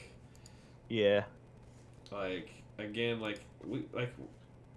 if you were like, oh, you only need 9 tactics cards, like, you're probably okay with it being like Mission Objective, Eyes on the Prize, Smash, A Better Tomorrow, Gamma Drain, Inhuman Royal Family, Terrigenesis, Brace, and Patch Up. And then it's just like, then you just have Grievous Wounds as a, like, kind of a little tech piece for him if you need it. But I'm not really, I mean, again, I'm not super sold on it. It's just kind of something we consider, I think. yeah.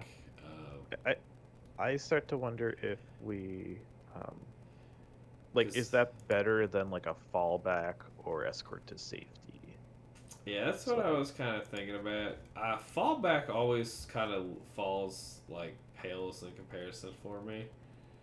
Uh, I, I it's a weird. I know it like people love the card, and I just can't figure it out still. You I'm know. not big on it. I think it's been. I think people would just have fallen in love with the idea of it. I just don't think it does enough. Um, Escort to safety, I do like. So for me, it'd be like it'd be like escort to safety, face me, and mark for death. That's kind of that last spot. Ooh, okay. Uh, Mark for death is interesting. just because no like super meaning. Like I don't think it's like great for us, but I think it's also one of those where it's like it might be nice to have to like force a black cat to come back to us, or force a Miles to come back to, like, not come back to us, but us to kind of like punch them.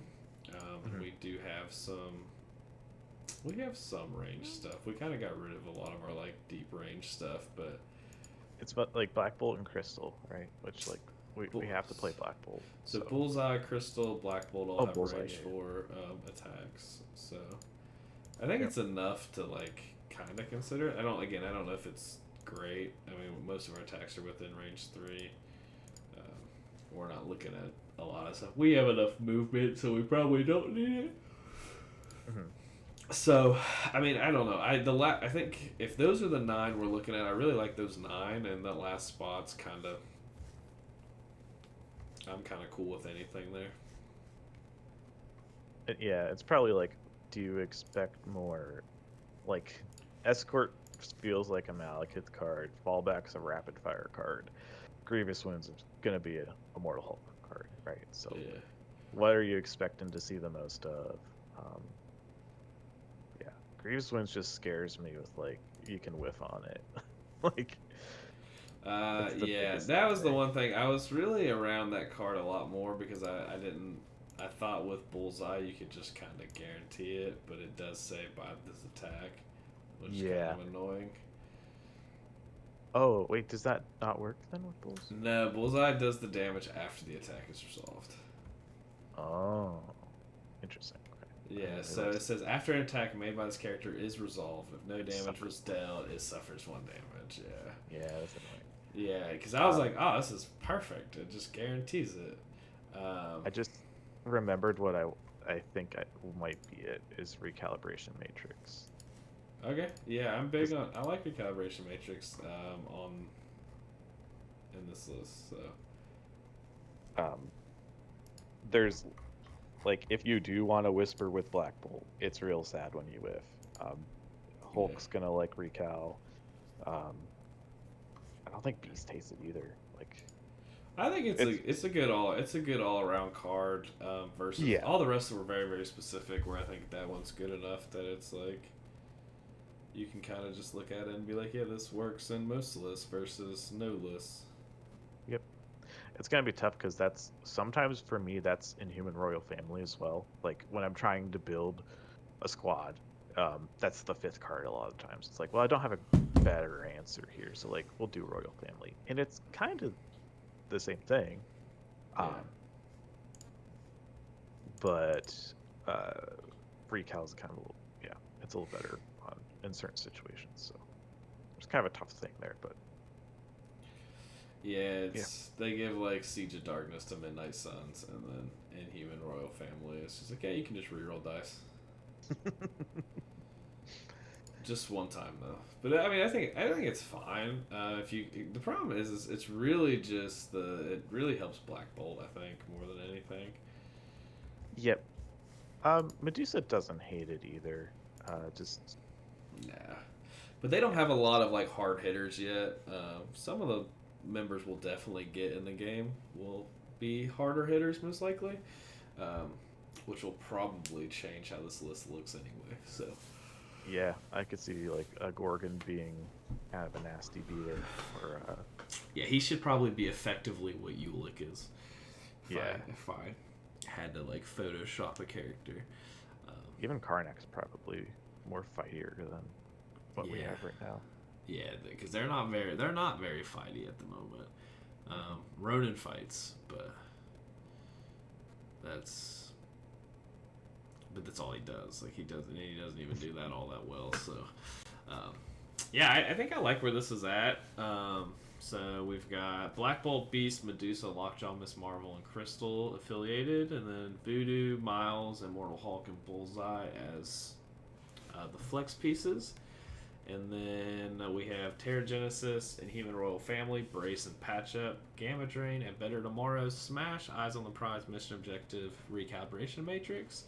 As the tactics, our secures are Mutant Madmen, Infinity Formula, Gamma.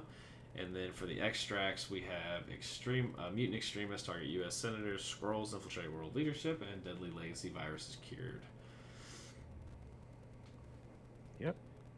So I think what do you think? Give me an overall. How do you feel about it? I like it. It's different enough from what like I've been considering recently that like there's stuff in here I've always thought about trying but just haven't. So I definitely like where this is at. Yeah. I think it's a good starting point. I think this is one of the harder affiliations, but I think this is a good starting point, and I think they've got some good things going for them right now. Like their extract play is insanely good, and they've got enough. They've got enough models that are like good enough in affiliation, and then you can kind of play some of the great models out of affiliation. Like we have arguably the best 2, the best 7, the best 3, and the best 4 that we got to splash in. Yeah, pretty close. Yeah. Yeah. So we kind of are in like a good spot, I think, with the list. I think it ended up really. I really like where it ended up actually. And also, like, there's a lot of stuff that I never really thought about, which has been, for me, awesome. I really like it. And then the control list, guys, is just a mess. Don't worry about it. I think there's definitely legs there. I think there's definitely legs there. I think I went off the deep end. I went off the deep end. I mean, I went off the deep end. I don't know how to get like back in the pool. Like I don't know how to get back to like the kitty end. Like I just don't know. You have to play Miss Marvel and have good games with her, and just she's right now. She's in it. It's Black Bolt, Thanos, Voodoo, Spider Woman, Black Cat, Emma, Miles, Medusa, Black Widow. Oh, she's in Ms. that Marvel. one still, right? Yeah. I put her back in. She took Lockjaw's spot. So I only have 3 Inhumans, but I think it's fine. I like the idea of just playing those 3 and then splashing like Miles, or splashing Emma, splashing Black Cat, splashing Spider Woman. This one you really want to play. So this one I think you really like the 20s, and you really you play your core at 12, and then like Spider Woman, Emma. Okay, yeah. Something really interesting actually is like and then Emma and Miss Marvel can do similar things with their builders. I didn't even process that. Like, because Miss Marvel has a wild pull on her builder for size 2, and like Emma can do the same thing. It's harder to hit, but she can move people. So there's a lot of there's a lot of movement shenanigans. There's a lot of like there's a lot of extra. This is one that's like heavy on the extract play because of Spider Woman and Miles. I think you really like this list at 19 because you play your core and then Spider Woman, Miles, which is fun fact. Yeah. That's Mutant Extremists. Also, Deadly Legacy Viruses are both 19, and I think that's kind of where you want to be, 19 and 20. So we play 2 19s and a 20 on the extract. You get to play the 2 8. The biggest problem is like it's 2 18s and a 17 on the secures, because we probably don't want to play demons or intrusions. We could probably be fine on superpowered scoundrels, but not like great. Yeah, this list could go a lot of ways, I feel like, but you definitely don't want intrusions 100%. Like there's so much movement stuff here that just invalidates. Yeah, we're trying to, we don't want to help them move. And we've got a plan at 15. We have a plan everywhere, which is I think really, really important. A lot of good things. So this is what I came up with. Don't worry about it. It is what it is. But if you want to look at it and if you want to post some ideas, leave us a comment on YouTube. Let us know what you think about either of these lists. if you play Inhumans, what are some insights? Maybe some stuff we didn't talk about, maybe some characters we didn't consider that we should have. Always open ears, but again, like I said, it's just a starting point. Gives you a good idea to go into a tournament ready with a solid list to play Inhumans. Give you some ideas. You really focus on your extracts. You've got two good affiliated tactics cards, which some people, a lot of affiliations don't have. Plus, we don't have it, and then a couple other decent cards. We've got a plan. We've got a couple shenanigans we can do with, and a couple of surprises. I think so. People are like, some lists are really like dedicated to playing like 15, and they have a plan. So I think the fact that we can like disrupt that and also have a plan is also really important. A lot of lists don't have something like that. Yep. So, anything else? You have anything else you want to add about the list? I think the last thing I just want to add is like, so what we've started with here is like our thoughts.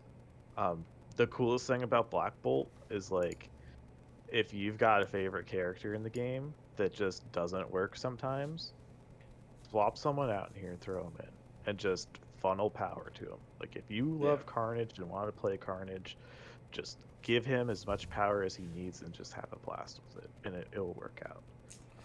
Yeah, he definitely. This leadership definitely allows you a lot of flexibility and freedom, to where you don't have to, like, if you have like a pet character or anything like that, they fit in here kind of by default, just being an affiliation that can spread power around.